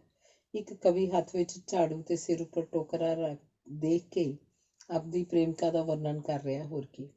ਦੱਸੋ ਪ੍ਰੋਫੈਸਰ ਸਾਹਿਬ, ਗਿੱਲ ਕੀ ਪੁੱਛ ਰਿਹਾ? ਖਹਿਰੇ ਨੇ ਵੀ ਮਜ਼ਾਕ 'ਚ ਸ਼ਾਮਲ ਹੁੰਦਿਆਂ ਆਖਿਆ। ਆਪਾਂ ਜਦੋਂ ਸਾਰੀ ਉਮਰ ਵਿਆਹ ਹੀ ਨਹੀਂ ਕਰਨਾ, ਫਿਰ ਇਸ਼ਕ ਵਿਸ਼ਕ ਕਾਹਦੇ ਲਈ ਕਰਨਾ? ਪ੍ਰੋਫੈਸਰ ਚੌਹਾਨ ਨੇ ਵਿਸਕੀ ਹੋਰ ਗਲਾਸਾਂ 'ਚ ਪਾਉਂਦੇ ਨੇ ਆਖਿਆ। ਵਿਆਹ ਕਰਕੇ ਤਾਂ ਇਸ਼ਕ ਦਾ ਸਤਿਆਨਾਸ਼ ਕਰਨਾ ਹੁੰਦਾ ਹੈ। ਜਿੰਨਾ ਚਿਰ ਵਿਆਹ ਨਾ ਕਰੋ, ਅਗਲੀ ਤੁਹਾਡੇ ਮਗਰ ਵਿਆਹ ਹੋਇਆ ਨਹੀਂ ਤੇ ਅਗਲੀ ਤੁਹਾਡੇ ਸਿਰ ਤੇ ਸਵਾਰ ਹੋਈ ਨਹੀਂ। ਕੁਮਾਰ ਨੇ ਇੱਕੋ ਸਾਹ ਆਪਣਾ ਵਿਸਕੀ ਵਾਲਾ ਗਿਲਾਸ ਖਾਲੀ ਕਰਦਿਆਂ ਆਖਿਆ। ਮਗਰ ਤਾਂ ਤੁਸੀਂ ਜਿੰਨੀਆਂ ਨੂੰ ਮਰਜ਼ੀ ਫੇਰ ਲਓ, ਹਰੇਕ ਹੀ ਆਪਣੇ ਆਪ ਨੂੰ ਹੀਰ ਤੋਂ ਘੱਟ ਨਹੀਂ ਸਮਝਦੀ। ਬਸ ਤੁਸੀਂ ਚੌਹਾਨ ਵਾਂਗ ਜ਼ਰਾ ਮਾਸਾ ਜੱਚਦੇ ਫੱਬਦੇ ਹੋਣੇ ਚਾਹੀਦੇ ਹੋ। ਗਿੱਲ ਨੇ ਚੌਹਾਨ ਵੱਲ ਝਾਕ ਕੇ ਆਖਿਆ। ਅੱਜ ਕੱਲ੍ਹ ਦੀਆਂ ਕੁੜੀਆਂ ਤਾਂ ਬਹੁਤ ਬੇਵਕੂਫ ਨੇ, ਬਸ 3 ਫਿਕਰਿਆਂ ਦੀ ਮਾਰ ਨੇ। ਇੱਕ ਕਿ ਤੂੰ ਬੜੀ ਸੋਹਣੀ ਹੈ, ਦੂਜਾ ਤੂੰ ਬਹੁਤ ਇੰਟੈਲੀਜੈਂਟ ਹੈ, ਤੇ ਤੀਜਾ ਆਈ ਲਵ ਯੂ। ਕੁਮਾਰ ਦੱਸ ਰਿਹਾ ਸੀ। ਛੱਡੋ ਯਾਰ, ਕੋਈ ਚੱਜ ਦੀ ਗੱਲ ਕਰੋ, ਕੀ ਕੁੜੀਆਂ ਦੀਆਂ ਗੱਲਾਂ ਛੋਹ ਲਈਆਂ ਨੇ, ਟੀਨੇਜਰਸ ਵਾਂਗ, ਚੌਹਾਨ ਬੋਲਿਆ। ਅਸੀਂ ਤੇਰੇ ਵਾਂਗ ਜਵਾਨੀ 'ਚ ਹੀ ਬੁੜੇ ਨਹੀਂ ਹੋ ਗਏ। ਸਾਨੂੰ ਤਾਂ ਕੁੜੀਆਂ ਦੀਆਂ ਗੱਲਾਂ ਬਹੁਤ ਇੰਟਰਸਟਿੰਗ ਲੱਗਦੀਆਂ ਨੇ। ਹੁਣ ਗਿੱਲ ਦੀ ਮਾਸਟਰਾਣੀ ਲੈ ਲਓ, ਹੈ ਨਹੀਂ ਸ਼ੇਰ ਦੀ ਬੱਚੀ। ਜਿੱਦਣ ਇਹਦੀ ਜਨਾਨੀ ਕਿਧਰੇ ਗਈ ਹੋਵੇ ਫੱਟ ਆ ਪਹੁੰਚਦੀ ਹੈ। ਉੱਕਾ ਹੀ ਨਹੀਂ ਡਰਦੀ ਵੀ ਜੇ ਕਦੇ ਉੱਤੋਂ ਆ ਗਈ। ਕੁਮਾਰ ਨੇ ਹੱਸ ਕੇ ਦੱਸਿਆ। ਤੂੰ ਆਪਣੀ ਗੱਲ ਕਰ, ਮੇਰੇ ਮਗਰ ਕਾਹਨੂੰ ਪਿਆ? ਗਿੱਲ ਨੇ ਨਹੋਰਾ ਕੀਤਾ। ਆਪਣੀ ਗੱਲ ਕੀ ਕਰਾਂ? ਉਹ ਤਾਂ ਆਖਦੀ ਹੈ ਅਮਰੀਕਾ ਚਲਿਆ ਜਾ, ਮਗਰੋਂ ਮੈਂ ਆ ਜੂ। ਪੁੱਛਣ ਵਾਲਾ ਹੋਵੇ ਵੀ ਸਹੁਰੀਏ, ਉੱਥੇ ਤੇਰੇ ਵਰਗੀਆਂ ਦਾ ਘੱਟ ਹੈ, ਕੁਮਾਰ ਨੇ ਦੱਸਿਆ। ਚੌਹਾਨ ਹੈਰਾਨ ਹੋ ਉਹਨਾਂ ਦੀਆਂ ਗੱਲਾਂ ਸੁਣ ਰਿਹਾ ਸੀ ਤੇ ਇੱਕ ਕਵਿਤਾ ਦੇ ਬੋਲ ਉਹਦੇ ਮਨ ਦੀਆਂ ਪੌੜੀਆਂ ਚੜ੍ਹ ਉਤਰ ਰਹੇ ਸਨ। ਤੂੰ ਸੱਚੋ ਸੱਚ ਦੱਸ ਵੀ ਚੌਹਾਨ, ਵੀ ਤੈਨੂੰ ਕੋਈ ਕੁੜੀ ਚੰਗੀ ਨਹੀਂ ਲੱਗੀ? ਗਿੱਲ ਨੇ ਪੁੱਛਿਆ। ਮੈਨੂੰ ਤਾਂ ਸਾਰੀਆਂ ਕੁੜੀਆਂ ਚੰਗੀਆਂ ਲੱਗਦੀਆਂ ਨੇ, ਚੌਹਾਨ ਨੇ ਹੱਸ ਕੇ ਕਿਹਾ। ਇਹਦਾ ਇੰਤਜ਼ਾਮ ਵੀ ਸਾਨੂੰ ਹੀ ਕਰਨਾ ਪਊ। ਦੱਸ ਕਿਹੋ ਜਿਹੀ ਕੁੜੀ ਚਾਹੀਦੀ ਹੈ, ਨਹੀਂ ਤਾਂ ਅਖਬਾਰ 'ਚ ਇਸ਼ਤਿਹਾਰ ਦੇ ਦਿੰਦੇ ਹਾਂ, ਗਿੱਲ ਬੋਲਿਆ। ਹਾਂ, ਦੇ ਦਿੰਦੇ ਹਾਂ ਇਸ਼ਤਿਹਾਰ ਵੀ ਸਾਡੇ ਇੱਕ ਸਾਂਵਲੇ ਸਲੋਨੇ ਪੜ੍ਹੇ ਲਿਖੇ ਨੌਕਰੀਸ਼ੁਦਾ ਦੋਸਤ ਨੂੰ ਇਸ਼ਕ ਕਰਨ ਲਈ ਕੁੜੀ ਚਾਹੀਦੀ ਹੈ, ਖੈਰੇ ਨੇ ਹੱਸ ਕੇ ਆਖਿਆ। ਇਸ਼ਕ ਕਰਨ ਨੂੰ ਵੀ ਤੇ ਵਿਆਹ ਕਰਨ ਨੂੰ ਵੀ ਤਿਆਰ ਹੋ ਜਾਣਗੀਆਂ, ਪਰ ਅਸੀਂ ਆਪਣਾ ਯਾਰ ਗੁਆਉਣਾ ਥੋੜ੍ਹਾ ਹੀ ਹੈ। ਅਗਲੀ ਨੇ ਟੈਲੀਫੋਨ 'ਤੇ ਹੀ ਜਵਾਬ ਦੇ ਦਿਆ ਕਰਨਾ ਵੀ ਉਹ ਤਾਂ ਜੀ ਘਰ ਨਹੀਂ, ਕੁਮਾਰ ਬੋਲਿਆ। ਵੀ ਆਪਾਂ ਕੀ ਕਰਨੀਆਂ ਨੇ, ਆਪਾਂ ਨੂੰ ਤਾਂ ਇੱਕੋ ਕਾਫੀ ਹੈ, ਸਾਊ ਜਿਹੀ, ਸ਼ਰਮਾਕਲ ਜਿਹੀ ਤੇ ਸੋਹਣੀ ਜਿਹੀ। ਵਿਸਕੀ ਚੜ੍ਹ ਜਾਣ ਕਰਕੇ ਚੌਹਾਨ ਦੱਸਣ ਲੱਗਿਆ। ਸਾਊ ਜਿਹੀ, ਸ਼ਰਮਾਕਲ ਜਿਹੀ ਤੇ ਸੋਹਣੀ ਜਿਹੀ ਤਾਂ ਰੱਬ ਨੂੰ ਆਖ ਕੇ ਆਰਡਰ 'ਤੇ ਹੀ ਬਣਾਉਣੀ ਪੈਣੀ ਆ, ਗਿੱਲ ਨੇ ਮਜ਼ਾਕ ਕੀਤਾ। ਤੈਨੂੰ ਯਾਰ ਪ੍ਰੈਫਰੈਂਸਿਸ ਬਦਲਣੀਆਂ ਪੈਣਗੀਆਂ। ਇਹਨਾਂ ਤਿੰਨਾਂ ਵਿੱਚੋਂ ਕੋਈ ਇੱਕ ਚੁਣ ਸਕਦਾ। ਜਾਂ ਉਹ ਸਾਊ ਹੋਊ ਜਾਂ ਸੋਹਣੀ। ਸ਼ਰਮਾਕਲ ਹੋਣ ਦਾ ਆਪਾਂ ਕੋਰਸ ਕਰਵਾ ਦਿਆਂਗੇ, ਖੈਰੇ ਨੇ ਮਜ਼ਾਕ ਕੀਤਾ। ਖੈਰਾ ਠੀਕ ਆਖਦਾ ਪ੍ਰੋਫੈਸਰ ਸਾਹਿਬ, ਇਹੋ ਜਿਹੀਆਂ ਕੁੜੀਆਂ ਨਹੀਂ ਅੱਜ ਕੱਲ੍ਹ ਹੁੰਦੀਆਂ ਜਿਹੋ ਜਿਹੀ ਤੁਸੀਂ ਭਾਲਦੇ ਹੋ, ਗਿੱਲ ਨੇ ਤਾਈਦ ਕੀਤੀ। ਨਹੀਂ ਯਾਰ, ਹੁੰਦੀਆਂ ਨੇ, ਮੇਰੀ ਜਮਾਤ 'ਚ ਹੈਗੀ ਹੈ ਇੱਕ ਤਾਂ, ਚੌਹਾਨ ਬੋਲਿਆ। ਤੂੰ ਅਤਾ ਪਤਾ ਦੱਸ, ਆਪਾਂ ਕੱਲ੍ਹ ਨੂੰ ਹੀ ਬਿਨੇ ਪੱਤਰ ਪੇਸ਼ ਕਰ ਦਿੰਦੇ ਹਾਂ, ਗਿੱਲ ਨੇ ਖੁਸ਼ ਹੋ ਕੇ ਕਿਹਾ। ਨਹੀਂ, ਉਹਦੇ ਘਰ ਦੇ ਨਹੀਂ ਮੰਨਣ ਲੱਗੇ, ਉਹ ਸਰਦਾਰਾਂ ਦੀ ਕੁੜੀ ਹੈ, ਚੌਹਾਨ ਨੇ ਕਿਸੇ ਡੂੰਘੀ ਉਦਾਸੀ 'ਚ ਆਖਿਆ। ਆਪਾਂ ਸਰਦਾਰਾਂ ਤੱਕ ਗੱਲ ਪਹੁੰਚਣ ਹੀ ਨਹੀਂ ਦਿੰਦੇ, ਕੰਨਿਆਂ ਉੱਤੇ ਹੀ ਚਲਾਉਂਦੇ ਹਾਂ ਕੋਈ ਜਾਦੂ। ਖੈਰੇ ਨੇ ਚੌਹਾਨ ਦੇ ਮੋਢੇ ਉੱਤੇ ਹੱਥ ਮਾਰ ਕੇ ਹੱਸ ਕੇ ਆਖਿਆ। ਚੱਲ ਛੱਡੋ ਇਹ ਬਕ, ਆਪਾਂ ਹੁਣ ਰੋਟੀ ਖਾਈਏ, ਕਦੋਂ ਦੀ ਆਈ ਪਈ ਹੈ। ਚੌਹਾਨ ਨੇ ਸਾਰੇ ਗਲਾਸਾਂ 'ਚ ਵਿਸਕੀ ਪਾ ਕੇ ਬੋਤਲ ਖਾਲੀ ਕਰਕੇ ਫੂਕ ਮਾਰ ਕੇ ਪਰਾਂ ਰੱਖਦਿਆਂ ਆਖਿਆ। ਬਕ ਕਿਉਂ ਯਾਰ? ਪਹਿਲੀ ਵਾਰ ਤਾਂ ਤੈਂ ਕੋਈ ਦਿਲ ਦੀ ਗੱਲ ਸ਼ੇਅਰ ਕੀਤੀ ਹੈ, ਨਹੀਂ ਤਾਂ ਸਾਨੂੰ ਮਾਰਕਸਵਾਦ ਵਿੱਚ ਹੀ ਗੇੜੇ ਖਵਾਈ ਜਾਂਦਾ ਸੀ। ਭਲੇ ਵੇਲੇ ਤੂੰ ਮਾਰਕਸਵਾਦ ਪੜ੍ਹ ਲਿਆ, ਕੁਮਾਰ ਬੋਲਿਆ। ਜਦੋਂ ਵੀ ਸੰਸਾਰ ਦਾ ਕਲਿਆਣ ਕਰਨਾ, ਮਾਰਕਸਵਾਦ ਨਹੀਂ ਕਰਨਾ, ਚੌਹਾਨ ਬੋਲਿਆ। ਛੱਡ ਯਾਰ ਸੰਸਾਰ ਕਲਿਆਣ ਨੂੰ, ਏਡੇ ਏਡੇ ਗੁਰੂ ਪੀਰ ਮਹਾਤਮਾ ਆਏ, ਉਹ ਨਹੀਂ ਸੰਸਾਰ ਦਾ ਕੁਝ ਕਰ ਸਕੇ। ਬੰਦਾ ਆਪਣਾ ਹੀ ਕਲਿਆਣ ਕਰ ਸਕੇ, ਓਨਾ ਹੀ ਬਹੁਤ ਹੈ, ਗਿੱਲ ਨੇ ਆਖਿਆ। ਇਸੇ ਗੱਲ ਨੇ ਤਾਂ ਦੁਨੀਆ ਦਾ ਭੱਠਾ ਬਿਠਾਇਆ ਵੀ ਹਰ ਬੰਦਾ ਆਪਣੇ ਕਲਿਆਣ ਦੀ ਸੋਚਣ ਲੱਗ ਪਿਆ। ਅਸੀਂ ਪਸ਼ੂ ਨਹੀਂ, ਬੰਦੇ ਹਾਂ, ਚੌਹਾਨ ਜ਼ਰਾ ਤਪ ਕੇ ਬੋਲਿਆ। ਅੱਛਾ, ਆਪਾਂ ਬੰਦੇ ਹਾਂ? ਆਖਦਾ ਖੈਰਾ ਠਾਕਾ ਮਾਰ ਕੇ ਹੱਸਿਆ ਤੇ ਉੱਠ ਕੇ ਰੋਟੀ ਵਾਲਾ ਟਿਫਨ ਚੁੱਕ ਕੇ ਖੋਲ੍ਹਣ ਲੱਗ ਪਿਆ। ਅਧਿਆਇ 14। ਅਗਲੇ ਦਿਨ ਉਹ ਬਹੁਤ ਦੇਰ ਨਾਲ ਜਾਗੇ। ਹੋਟਲ ਉੱਪਰ ਫੋਨ ਕਰਕੇ 11 ਕੁ ਵਜੇ ਬ੍ਰੇਕਫਾਸਟ ਲਈ ਅੰਡੇ, ਬ੍ਰੈਡ, ਮੱਖਣ ਤੇ ਨਾਲ ਹੀ ਵਿਸਕੀ ਵੀ ਮੰਗਵਾਉਣੀ ਪਈ, ਰਾਤ ਦਾ ਹੈਂਗਓਵਰ ਦੂਰ ਕਰਨ ਲਈ। ਦੁਪਹਿਰ ਮਗਰੋਂ ਨਹਾ ਧੋ ਕੇ ਖੂਬ ਟਸ਼ ਕੱਢ ਕੇ ਉਹਨਾਂ ਨੇ ਘੁੰਮਣ ਫਿਰਨ ਜਾਣਾ ਸੀ। ਗਿੱਲ ਨੇ ਕੁਝ ਕੱਪੜੇ ਖਰੀਦਣੇ ਸਨ। ਹਰ ਵਾਰੀ ਉਹ ਜਦੋਂ ਵੀ ਚੰਡੀਗੜ੍ਹ ਆਉਂਦਾ ਸੀ, ਕੱਪੜੇ ਜ਼ਰੂਰ ਖਰੀਦਦਾ ਸੀ। ਉਹਨੂੰ ਪ੍ਰੋਫੈਸਰ ਚੌਹਾਨ ਦੀ ਕੱਪੜਿਆਂ ਦੀ ਚੁਆਇਸ ਵਧੀਆ ਲੱਗਦੀ ਸੀ। ਉਹ ਕੱਪੜਿਆਂ ਤੋਂ ਬਿਨਾਂ ਸੈਂਟ ਕਰੀਮਾਂ ਵੀ ਇੱਥੋਂ ਹੀ ਲੈ ਕੇ ਜਾਂਦਾ ਸੀ। ਖੈਰਾ ਸਵੇਰੇ ਹੀ ਆ ਕੇ ਚਲਾ ਗਿਆ ਸੀ ਕਿ ਉਹਨੇ ਆਪਣੀ ਬਦਲੀ ਖਾਤਰ ਕਿਸੇ ਵਜ਼ੀਰ ਦੇ ਪੀਏ ਨੂੰ ਮਿਲਣਾ ਤੇ ਉੱਧਰ ਦੀ ਉੱਧਰ ਪਿੰਡ ਨੂੰ ਚਲਿਆ ਜਾਏਗਾ। ਕੁਮਾਰ ਤਿਆਰ ਬਿਆਰ ਹੋ ਕੇ ਕਦੋਂ ਦਾ ਗਿੱਲ ਵੱਲ ਦੇਖ ਰਿਹਾ ਸੀ ਕਿ ਕਦੋਂ ਅਸ਼ਨੀ ਪਸ਼ਨੀ ਕਰਨੋਂ ਹਟੇ ਤੇ ਚੱਲੀਏ। ਪ੍ਰੋਫੈਸਰ ਚੌਹਾਨ ਵੀ ਤਿਆਰ ਹੋ ਗਏ ਤਾਂ ਕੁਮਾਰ ਗਿੱਲ ਵੱਲ ਝਾਕ ਕੇ ਆਖਣ ਲੱਗਾ, ਤੂੰ ਯਾਰ ਬਹੁਤ ਟਾਈਮ ਲਾਉਣਾ ਆਪਣੇ ਆਪ ਉੱਪਰ, ਇੰਨਾ ਵੀ ਕੀ ਤਿਆਰ ਹੋਣਾ ਹੋਇਆ ਜਨਾਨੀਆਂ ਵਾਂਗ। ਗਿੱਲ ਬੂਟਾਂ ਉੱਪਰ ਬਰੱਸ਼ ਮਾਰਦਾ ਬੋਲਿਆ, ਆਪਾਂ ਨੂੰ ਭਾਊ ਚੌਹਾਨ ਵਾਂਗ ਰੱਬ ਨੇ ਤਾਂ ਤਿਆਰ ਬਿਆਰ ਸਾਂਵਲੇ ਸਲੋਨੇ ਬਣਾ ਕੇ ਭੇਜਿਆ ਨਹੀਂ, ਆਪ ਹੀ ਜ਼ੋਰ ਲਾਉਣਾ ਹੋਇਆ। ਪਰ ਇੰਨਾ ਵੀ ਕੀ ਜ਼ੋਰ ਲਾਉਣਾ ਹੋਇਆ? ਕੁਮਾਰ ਉਹੀ ਗੱਲ ਫੇਰ ਆਖ ਰਿਹਾ ਸੀ। ਸੱਚੀ ਗੱਲ ਇਹ ਹੈ ਵੀ ਆਪਾਂ ਤੋਂ ਇਹ ਬਰਦਾਸ਼ਤ ਨਹੀਂ ਹੁੰਦਾ ਵੀ ਕੋਈ ਜਨਾਨੀ ਤੁਹਾਡੇ ਕੋਲੋਂ ਦੀ ਲੰਘੇ ਤੇ ਤੁਹਾਡੇ ਵੱਲ ਮੁੜ ਕੇ ਨਾ ਝਾਕੇ, ਗਿੱਲ ਨੇ ਹੱਸ ਕੇ ਆਖਿਆ। ਤੇਰੇ ਕੋਲ ਜਨਾਨੀਆਂ ਤੋਂ ਗਾਂਹ ਸੋਚਣ ਨੂੰ ਵੀ ਕੁਝ ਨਹੀਂ, ਪ੍ਰੋਫੈਸਰ ਚੌਹਾਨ ਨੇ ਸੀਰੀਅਸ ਹੋ ਕੇ ਆਖਿਆ। ਇੱਕ ਗੱਲ ਦੱਸ ਗਿੱਲ ਯਾਰ, ਵਿਆਹ ਕਰਵਾ ਲੈਣ ਮਗਰੋਂ ਵੀ ਤੇਰਾ ਜਨਾਨੀਆਂ ਵੱਲ ਧਿਆਨ ਰਹਿੰਦਾ? ਕੁਮਾਰ ਨੇ ਚੌਹਾਨ ਦੀ ਗੱਲ ਵੱਲ ਧਿਆਨ ਨਾ ਦੇ ਕੇ ਗਿੱਲ ਨੂੰ ਪੁੱਛਿਆ। ਵਿਆਹ ਕਰਵਾਉਣ ਮਗਰੋਂ ਕੀ ਤੇਰੀ ਕੁੜੀਆਂ ਜਨਾਨੀਆਂ 'ਚ ਕੋਈ ਦਿਲਚਸਪੀ ਨਹੀਂ ਰਹੀ? ਗਿੱਲ ਨੇ ਜਵਾਬ ਦੇਣ ਦੀ ਥਾਂ ਉਲਟਾ ਕੁਮਾਰ ਨੂੰ ਪੁੱਛਿਆ। ਮੇਰਾ ਕਾਹਦਾ ਵਿਆਹ ਹੈ? ਆਪਾਂ ਤਾਂ ਭੁਲੇਖੇ 'ਚ ਹੀ ਮਾਰੇ ਗਏ। ਸੋਚਿਆ ਸੀ MA ਪਾਸ ਪੜ੍ਹੀ ਲਿਖੀ ਨੌਕਰੀ ਕਰਦੀ ਔਰਤ ਤੁਹਾਡੇ ਲਈ ਕਦੇ ਕੋਈ ਸਮੱਸਿਆ ਹੀ ਨਹੀਂ ਕ੍ਰੀਏਟ ਕਰੇਗੀ, ਪਰ ਪੜ੍ਹੀਆਂ ਲਿਖੀਆਂ ਦਾ ਤਾਂ ਸਗੋਂ ਵੱਧ ਦਿਮਾਗ ਖਰਾਬ ਹੋਇਆ ਹੁੰਦਾ। ਕੁਮਾਰ ਨੇ ਜਿਵੇਂ ਕਸੈਲੇ ਮੂੰਹ ਨਾਲ ਆਖਿਆ। ਤੈਨੂੰ ਕਿ ਸੁੱਲੂ ਦੇ ਪੱਠੇ ਨੇ ਆਖਿਆ ਸੀ ਕਿ ਪੜ੍ਹਨ ਲਿਖਣ ਨਾਲ ਅਕਲ ਵੀ ਆ ਜਾਂਦੀ ਹੈ? ਗਿੱਲ ਨੇ ਮਜ਼ਾਕ ਵਾਂਗ ਪੁੱਛਿਆ। ਮੈਨੂੰ ਤਾਂ ਉਹਦੀ ਨੌਕਰੀ ਦਾ ਵੀ ਕੋਈ ਫਾਇਦਾ ਨਹੀਂ। ਆਪਣੀ ਤਨਖਾਹ ਜਿਵੇਂ ਮਰਜ਼ੀ ਖਰਚਦੀ ਹੈ। ਨਾਲੇ ਨੌਕਰੀ ਇੱਕ ਬਹਾਨਾ ਹੋ ਗਈ ਤਿਆਰ ਬਰ ਤਿਆਰ ਹੋ ਕੇ ਘਰੋਂ ਬਾਹਰ ਜਾਣ ਲਈ। ਫਿਰ ਘਰ ਦੇ ਕੰਮ ਲਈ ਮਾਈ ਰੱਖ ਲਈਏ। ਅਖੇ ਹਮ ਤਾਂ ਜੀ ਦਫ਼ਤਰ ਤੋਂ ਥੱਕ ਕੇ ਆਉਂਦੇ ਹਾਂ। ਡੱਕਾ ਦੂਰਾ ਦਫ਼ਤਰ ਨਹੀਂ ਕਰਨਾ। ਜਾਂ ਤਾਂ ਅਫਸਰਾਂ ਨਾਲ ਅੱਖ ਮਟੱਕੇ ਲਾਉਣਗੀਆਂ ਜਾਂ ਮੋਬਾਈਲ ਉੱਤੇ ਦਫ਼ਤਰ ਦੀਆਂ ਹੋਰਾਂ ਜਨਾਨੀਆਂ ਨਾਲ ਗੱਪਾਂ ਮਾਰਦੀਆਂ ਰਹਿਣਗੀਆਂ, ਚਾਹਾਂ ਪੀਂਦੀਆਂ ਰਹਿਣਗੀਆਂ। ਕੰਮ ਨਾ ਉਹ ਕਰਨ, ਨਾ ਉਹਨਾਂ ਨੂੰ ਕਰਨਾ ਆਵੇ। ਬੈਨ ਕਰ ਦੇਣੀਆਂ ਚਾਹੀਦੀਆਂ ਨੇ ਜਨਾਨੀਆਂ ਲਈ ਨੌਕਰੀਆਂ। ਆਦਮੀ ਤਾਂ ਪੜ੍ਹ ਲਿਖ ਕੇ ਵਿਹਲੇ ਫਿਰ ਰਹੇ ਨੇ ਤੇ ਇਹ ਦਫ਼ਤਰਾਂ 'ਚ ਧੜਾ ਧੜ ਭਰੀਆਂ ਜਾ ਰਹੀਆਂ ਨੇ। ਕੁਮਾਰ ਤਪ ਕੇ ਆਖ ਰਿਹਾ ਸੀ। ਤੂੰ ਲਿਆਏਂਗਾ ਦੁਨੀਆ 'ਚ ਰੈਵੋਲੂਸ਼ਨ। ਇਹ ਨੇ ਤੇਰੇ ਅਗਾਂਹ ਵਧੂ ਵਿਚਾਰ। ਚੌਹਾਨ ਆਪਣੀ ਕਮੀਜ਼ ਨੂੰ ਆਪ ਹੀ ਬਟਨ ਲਾਉਂਦਾ ਬੋਲਿਆ। ਆਪ ਵਿਆਹ ਕਰੇਂਗਾ ਤਾਂ ਪਤਾ ਲੱਗੂ। ਅਜੇ ਹੀ ਪ੍ਰੋਫੈਸਰ ਸਾਹਿਬ ਔਰਤਾਂ ਦੇ ਹੱਕ 'ਚ ਭੁਗਤ ਰਹੇ ਨੇ, ਕੁਮਾਰ ਨੇ ਉੱਤਰ ਦਿੱਤਾ। ਤੁਸੀਂ ਹੱਕ 'ਚ ਬੋਲੀ ਜਾਓ, ਉਲਟ ਬੋਲੀ ਜਾਓ। ਆਪਣੇ ਲਈ ਤਾਂ ਜਨਾਨੀ ਦਾਲ ਸਬਜ਼ੀ ਤੋਂ ਵੱਧ ਕੁਝ ਨਹੀਂ, ਗਿੱਲ ਬੋਲਿਆ। ਛੱਡੋ ਇਹ ਬਕ-ਬਕ, ਕੋਈ ਕੰਮ ਦੀ ਗੱਲ ਕਰੋ। ਤੂੰ ਗਿੱਲ ਕੋਈ ਪੋਇਟਰੀ ਸ਼ੋਇਟਰੀ ਦੀ ਗੱਲ ਕਰ, ਜਿਵੇਂ ਆਮ ਕਰਦਾ ਹੁੰਦਾ। ਕੋਈ ਨਵਾਂ ਸ਼ੇਅਰ ਸੁਣਾ, ਚੌਹਾਨ ਬੋਲਿਆ। ਜਿਉਂਦੇ ਰਹਿਣ ਇਹ ਕਵੀ ਸ਼ਾਇਰ, ਸਾਨੂੰ ਤਾਂ ਸਾਰੀ ਉਮਰ ਇਹਨਾਂ ਨੇ ਹੀ ਬਚਾਇਆ। ਸ਼ੇਅਰ ਬੋਲ ਦਿਓ, ਐਨ ਟਿਕਾਣੇ ਤੀਰ ਵਾਂਗੂ ਜਾ ਲੱਗਦਾ, ਗਿੱਲ ਨੇ ਖੁਸ਼ ਹੋ ਕੇ ਆਖਿਆ। ਪਰ ਇੰਨੇ ਤੀਰਾਂ ਨਾਲ ਹਾਸਲ ਕੀ ਕੀਤਾ? ਵਿਆਹ ਤਾਂ ਉਹੀ 10 ਜਮਾਤਾਂ ਪੜ੍ਹੀ ਹੋਈ ਸਧਾਰਨ ਕੁੜੀ ਨਾਲ ਕੀਤਾ, ਕੁਮਾਰ ਆਖ ਰਿਹਾ ਸੀ। ਚੰਗਾ ਹੈ, ਕਿਸੇ ਗੱਲ 'ਚ ਦਖਲ ਨਹੀਂ ਦਿੰਦੀ। ਪਤੀ ਨੂੰ ਪਰਮੇਸ਼ਰ ਸਮਝ ਕੇ ਸੇਵਾ ਕਰਦੀ ਹੈ, ਜਵਾਕ ਸੰਭਾਲਦੀ ਹੈ, ਰੋਟੀ ਟੁੱਕ ਬਣਾਉਂਦੀ ਹੈ। ਇਹਨਾਂ ਸਾਰੇ ਕੰਮਾਂ ਲਈ ਜੇਕਰ ਨੌਕਰਾਣੀ ਰੱਖਣੀ ਪਵੇ ਤਾਂ ਭਾਈ ਸਾਹਿਬ ਨੂੰ ਪਤਾ ਲੱਗੇ। ਹੁਣ ਸਭ ਕੁਝ ਮੁਫਤ 'ਚ ਹੋ ਜਾਂਦਾ, ਗਿੱਲ ਨੇ ਹੱਸ ਕੇ ਦੱਸਿਆ। ਇਸ ਤਰ੍ਹਾਂ ਦੀ ਜਨਾਨੀ ਤੁਹਾਡੀ ਕੰਪੈਨੀਅਨ ਤਾਂ ਨਹੀਂ ਹੋ ਸਕਦੀ, ਪ੍ਰੋਫੈਸਰ ਚੌਹਾਨ ਬੋਲਿਆ। ਕੰਪੈਨੀਅਨਾਂ ਬਾਹਰੋਂ ਵਧੇਰੀਆਂ ਮਿਲ ਜਾਂਦੀਆਂ ਨੇ, ਜ਼ਰਾ ਜਾਂਚ ਆਉਣੀ ਚਾਹੀਦੀ ਹੈ, ਗਿੱਲ ਨੇ ਸ਼ੇਖੀ ਵਾਂਗ ਆਖਿਆ। ਤੂੰ ਤਾਂ ਜਮਾਂ ਹੀ ਕੁੱਤਾ ਬੰਦਾ ਹੈ, ਕੁਮਾਰ ਨੇ ਗਿੱਲ ਨੂੰ ਆਖਿਆ। ਕਿਉਂ ਵਿਚਾਰਿਆਂ ਕੁੱਤਿਆਂ ਦੀ ਹੱਤਕ ਕਰਦਾ? ਪ੍ਰੋਫੈਸਰ ਚੌਹਾਨ ਨੇ ਮਜ਼ਾਕ ਵਾਂਗ ਆਖਿਆ, ਪਰ ਨਾਲ ਹੀ ਮਨ 'ਚ ਸੋਚ ਰਿਹਾ ਸੀ, ਮੈਂ ਕਿਉਂ ਇਹੋ ਜਿਹੇ ਬੰਦਿਆਂ ਨੂੰ ਟੋਲਰੇਟ ਕਰਦਾ? ਜਦੋਂ ਜੀਅ ਕਰਦਾ ਆ ਜਾਂਦੇ ਨੇ, ਸ਼ਰਾਬਾਂ ਪੀ ਜਾਂਦੇ ਨੇ, ਰੋਟੀਆਂ ਖਾ ਜਾਂਦੇ ਨੇ, ਦਿਨ ਖਰਾਬ ਕਰ ਜਾਂਦੇ ਨੇ। ਇੱਥੋਂ ਤੱਕ ਕਿ ਜਾਂਦੇ ਹੋਏ ਕੱਪੜੇ ਕਿਤਾਬਾਂ ਵੀ ਇਹ ਆਖ ਕੇ ਲੈ ਜਾਂਦੇ ਨੇ, ਅਗਲੀ ਵਾਰੀ ਆਉਂਦੇ ਲੈ ਆਵਾਂਗੇ। ਅਗਲੀ ਵਾਰੀ ਕਿਹਨੂੰ ਚੇਤਾ ਰਹਿੰਦਾ? ਨਾਲੇ ਪ੍ਰੋਫੈਸਰ ਚੌਹਾਨ ਏਡਾ ਮੂੰਹ ਕੂਲ ਸੀ ਕਿ ਕਿਸੇ ਨੂੰ ਕੋਈ ਗੱਲ ਵੀ ਚੇਤੇ ਵੀ ਨਹੀਂ ਸੀ ਕਰਾਉਂਦਾ। ਹਿਸਟਰੀ ਆਫ ਆਈਡੀਆਜ਼ ਦੀ ਨਵੀਂ ਵੋਲੀਅਮ ਆ ਗਈ ਹੈ। ਕੁਝ ਪੈਸੇ ਜੇਬ 'ਚ ਪਾਉਂਦਿਆਂ ਪ੍ਰੋਫੈਸਰ ਚੌਹਾਨ ਨੇ ਦੱਸਿਆ। ਅੱਜ ਆਥਣੇ ਦੇਵਦਾਸ ਫਿਲਮ ਦੇਖਣ ਚੱਲੀਏ, ਗਿੱਲ ਨੇ ਹੋਰ ਹੀ ਗੱਲ ਕੀਤੀ। ਇਹ ਜਿਹੜਾ ਸ਼ਰਤ ਚੰਦਰ ਹੈ, ਪਤਾ ਨਹੀਂ ਇੰਨਾ ਕੁਝ ਕਿਵੇਂ ਜਾਣਦਾ ਸੀ। ਹਰੇਕ ਨਾਵਲ 'ਚ ਹੀ ਕਮਾਲ ਕੀਤੀ ਪਈ ਹੈ, ਬੰਦਿਆਂ ਨੂੰ ਸਮਝਣ ਵਾਲੀ। ਤਾਂ ਅਸਲ 'ਚ ਸਾਡਾ ਜੋ ਕਲੈਕਟਿਵ ਅਨਕੌਂਸ਼ੀਅਸ ਹੈ, ਉੱਥੇ ਸਭ ਕੁਝ ਹੀ ਪਿਆ। ਜਿਹੜੇ ਲੇਖਕ ਦੀ ਉੱਥੋਂ ਤੱਕ ਪਹੁੰਚ ਹੈ, ਉੱਥੋਂ ਲਈ ਜਾਂਦਾ। ਅਸਲੀ ਰਾਈਟਰ ਹੁੰਦਾ ਹੀ ਉਹ ਹੈ ਜਿਹਦੀ ਉੱਥੇ ਤੱਕ ਪਹੁੰਚ ਹੋਵੇ, ਬਾਕੀ ਤਾਂ ਸਭ ਟੱਕਰਾਂ ਹੀ ਨਹੀਂ, ਚੌਹਾਨ ਨੇ ਦੱਸਿਆ। ਇੱਕ ਗੱਲ ਹੈ ਯਾਰ, ਤੇਰੇ ਕੋਲ 2-3 ਦਿਨ ਰਹਿ ਕੇ ਜਿਵੇਂ ਕਈ ਪਾਸਿਆਂ ਵੱਲ ਨਵੀਆਂ ਖਿੜਕੀਆਂ ਖੁੱਲ੍ਹ ਜਾਂਦੀਆਂ ਨੇ। ਅਸਲ 'ਚ ਤੂੰ ਸੋਚਦਾ ਬਹੁਤ ਹੈ ਹਰੇਕ ਗੱਲ ਬਾਰੇ, ਗਿੱਲ ਨੇ ਚੌਹਾਨ ਨੂੰ ਆਖਿਆ। ਪਹਿਲਾਂ ਆਪਾਂ ਕੱਪੜਿਆਂ ਵਾਲੇ ਪਾਸੇ ਚੱਲੀਏ, ਪ੍ਰੋਫੈਸਰ ਚੌਹਾਨ ਨੇ ਪੁੱਛਿਆ। ਪਹਿਲੇ ਕਿਤਾਬਾਂ ਵਾਲੇ ਪਾਸੇ ਚੱਲਦੇ ਹਾਂ। ਨਾ ਲੈ ਹੋਏ ਤਾਂ ਇੱਕ ਅੱਧੀ ਕਮੀਜ਼ ਪੈਂਟ ਤੇਰੀ ਲੈ ਜੂ ਭਾਊ ਪਾ ਕੇ, ਗਿੱਲ ਬੋਲਿਆ। ਜਿੰਨਾ ਚਿਰ ਨਹੀਂ ਆ ਜਾਂਦੀ ਕੋਈ ਬਾਈ ਸਿਉਣ ਦੀ ਵੀ ਖਚਾਈ ਕਰਨ ਵਾਲੀ, ਉਹਨਾਂ ਚਿਰ ਜੋ ਮਰਜ਼ੀ ਕਰੀ ਚਲੋ, ਕੁਮਾਰ ਨੇ ਪ੍ਰੋਫੈਸਰ ਚੌਹਾਨ ਬਾਰੇ ਗਿੱਲ ਨੂੰ ਆਖਿਆ।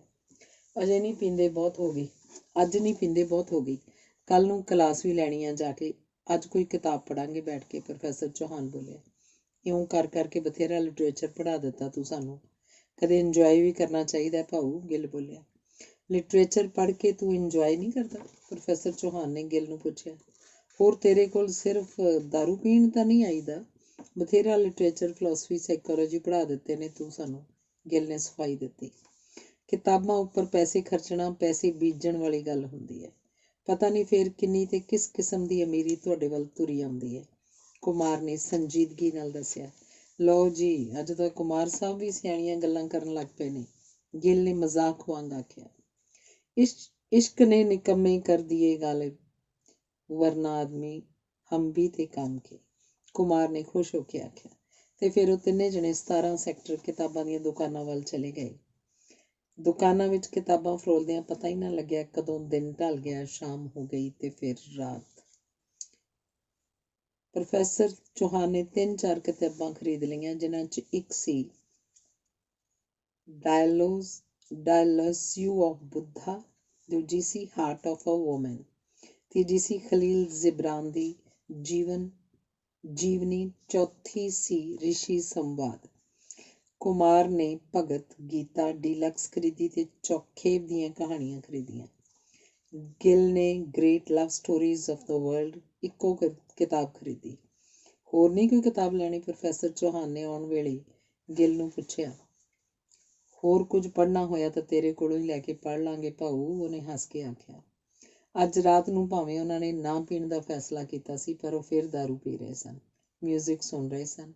ਕਈ ਵਾਰੀ ਉਹ ਹਾਸੇ ਮਜ਼ਾਕ ਦੀਆਂ ਵੀ ਗੱਲਾਂ ਕਰਨ ਲੱਗ ਜਾਂਦੇ, ਪਰ ਆਮ ਕਰਕੇ ਉਹ ਜ਼ਿੰਦਗੀ ਦੇ ਵੱਡੇ ਮਸਲਿਆਂ ਦੀਆਂ ਜਾਂ ਵੱਡੀਆਂ ਕਿਤਾਬਾਂ ਦੀਆਂ ਗੱਲਾਂ ਕਰ ਰਹੇ ਹੁੰਦੇ।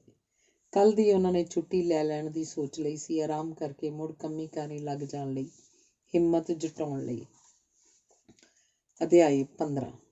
ਛੁੱਟੀਆਂ ਮੁੱਕਣ ਮਗਰੋਂ ਕਾਲਜ ਜਿਸ ਦਿਨ ਖੁੱਲ੍ਹਿਆ ਤਾਂ ਪ੍ਰੋਫੈਸਰ ਚੌਹਾਨ ਨਹੀਂ ਸਨ ਆਏ।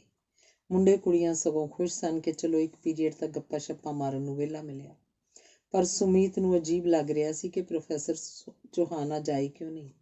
ਸੁਮੀਤ ਉਹ ਸਭ ਕੁਝ ਕਮਿਊਨਿਸਟ ਮੈਨੀਫੈਸਟੋ ਸਮੇਤ ਪੜ੍ਹਨ ਮਗਰੋਂ ਵਾਪਸ ਪ੍ਰੋਫੈਸਰ ਚੌਹਾਨ ਨੂੰ ਦੇਣ ਲਈ ਵੀ ਲੈ ਆਈ ਸੀ, ਜੋ ਉਹਨੇ ਪੜ੍ਹਨ ਲਈ ਦਿੱਤਾ ਸੀ। ਉਹ ਸਭ ਕੁਝ ਉਹਨੇ ਇੰਨੇ ਧਿਆਨ ਨਾਲ ਪੜ੍ਹਿਆ ਸੀ ਕਿ ਕਿੰਨਾ ਹੀ ਕੁਝ ਉਹਨੂੰ ਮੂੰਹ ਜ਼ਬਾਨੀ ਯਾਦ ਹੋ ਗਿਆ ਸੀ। ਉਹ ਇਸ ਗੱਲ ਤੋਂ ਵੀ ਹੈਰਾਨ ਸੀ ਕਿ ਕਿੰਨੀਆਂ ਹੀ ਗੱਲਾਂ ਉਹਨੇ ਇਉਂ ਤਾਂ ਕਦੇ ਸੋਚੀਆਂ ਸਮਝੀਆਂ ਹੀ ਨਹੀਂ ਸਨ, ਜਿਵੇਂ ਕਿ ਮਨੁੱਖ ਦਾ ਭਾਵੁਕ ਤੇ ਬੌਧਿਕ ਸਤਰ ਵੀ ਉਹਦੀ ਆਰਥਿਕ ਸਥਿਤੀ ਹੀ ਨਿਸ਼ਚਿਤ ਕਰਦੀ ਹੈ। ਇਹਦਾ ਮਤਲਬ ਹੈ ਜਿਨ੍ਹਾਂ ਗਰੀਬਾਂ ਨੂੰ ਅਸੀਂ ਢੋਰ ਡੰਗਰ ਸਮਝਦੇ ਹਾਂ, ਉਹਨਾਂ ਦਾ ਆਪਣਾ ਤਾਂ ਕਸੂਰ ਹੀ ਕੋਈ ਨਹੀਂ। ਪਹਿਲੀ ਵਾਰੀ ਉਹਨੂੰ ਸਮਝ ਲੱਗਿਆ ਕਿ ਅਮੀਰ ਗਰੀਬ ਰੱਬ ਨਹੀਂ ਕਿ ਇਉਂ ਨਹੀਂ ਬਣਾਏ, ਸਗੋਂ ਪੈਦਾਵਾਰ ਦੇ ਸਾਧਨਾਂ ਕੁਝ ਬੰਦਿਆਂ ਦੇ ਕਬਜ਼ੇ 'ਚ ਹੋਣ ਕਰਕੇ ਅਮੀਰ ਸ਼੍ਰੇਣੀ ਕਾਮੇ ਦੀ ਪੈਦਾ ਕੀਤੀ ਦੌਲਤ ਦੇ ਮਾਲਕ ਬਣ ਕੇ ਜ਼ਿੰਦਗੀ ਉੱਪਰ ਹਾਵੀ ਹੋ ਜਾਂਦੀ ਹੈ। ਫਿਰ ਰਾਜਸੀ ਤੇ ਸਮਾਜਿਕ ਜੀਵਨ ਵੀ ਇਹਨਾਂ ਅਨੁਸਾਰ ਹੀ ਤੁਰਦਾ ਹੈ। ਇਖਲਾਕ ਤੇ ਚੇਤਨਤਾ ਵੀ ਗਰੀਬੀ ਦੇ ਬੋਝ ਹੇਠਾਂ ਹਿੱਸਣ ਲੱਗ ਪੈਂਦੇ ਨੇ। ਮਾਰਕਸ ਨੇ ਇਸ ਸਭ ਕਾਸੇ ਦਾ ਇਲਾਜ ਵਰਗ ਰਹਿਤ ਸਮਾਜ ਦੀ ਸਥਾਪਨਾ ਦੱਸਿਆ। ਵਰਗ ਰਹਿਤ ਸਮਾਜ ਦੀ ਸਥਾਪਨਾ ਲਈ ਇੱਕੋ ਇੱਕ ਰਾਹ ਵਰਗ ਸੰਘਰਸ਼ ਦਾ ਰਾਹ ਹੈ। ਉਹ ਇਸ ਲਈ ਕਿ ਹਰ ਮਨੁੱਖ ਨੂੰ ਆਪਣੇ ਹੱਕ ਲਈ ਲੜਨ ਦਾ ਅਧਿਕਾਰ ਹੈ। ਇਹ ਸਾਰੀਆਂ ਗੱਲਾਂ ਜਾਣ ਲੈਣ ਤੋਂ ਮਗਰੋਂ ਤੇ ਸਮਝ ਲੈਣ ਮਗਰੋਂ ਕੋਈ ਵੀ ਬੰਦਾ ਉਹ ਨਹੀਂ ਰਹਿ ਜਾਂਦਾ ਜੋ ਸਭ ਕੁਝ ਜਾਣ ਲੈਣ ਤੋਂ ਪਹਿਲੇ ਹੁੰਦਾ ਹੈ।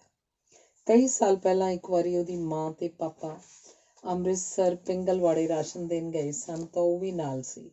ਉੱਥੋਂ ਦੇ ਰੋਗੀਆਂ, ਅਪਾਹਜਾਂ, ਪਾਗਲਾਂ, ਮੰਦਬੁੱਧੀ ਲੋਕਾਂ ਦੇ ਕੋਝ ਨੂੰ ਵੇਖ ਕੇ ਉਹਦਾ ਜੀਅ ਘਬਰਾਉਣ ਲੱਗ ਪਿਆ ਸੀ ਤੇ ਵਾਪਸ ਆਉਂਦਿਆਂ ਰਾਹ ਵਿੱਚ ਹੀ ਉਲਟੀਆਂ ਸ਼ੁਰੂ ਹੋ ਗਈਆਂ ਸਨ।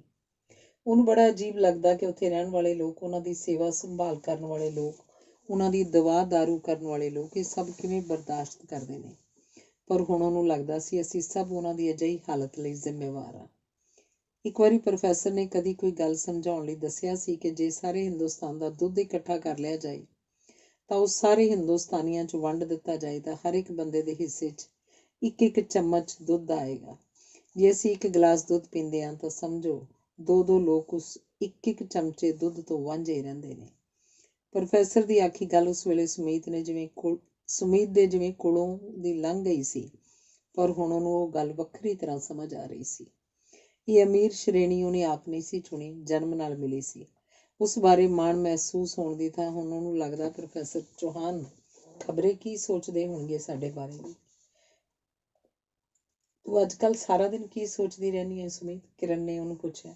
ਮੈਂ ਇਹੀ ਸੋਚਦੀ ਰਹਿੰਦੀ ਹਾਂ ਕਿ ਅਸੀਂ ਕਿਵੇਂ ਬਿਨਾਂ ਕੁਝ ਵੀ ਸੋਚਿਆਂ ਜ਼ਿੰਦਗੀ ਲੰਘਾ ਦਿੰਦੇ ਹਾਂ। ਤੂੰ ਕਿਧਰੇ ਕੋਈ ਕਮਿਊਨਿਸਟਾਂ ਦਾ ਕੈਂਪ ਤਾਂ ਨਹੀਂ ਅਟੈਂਡ ਕਰ ਲਿਆ?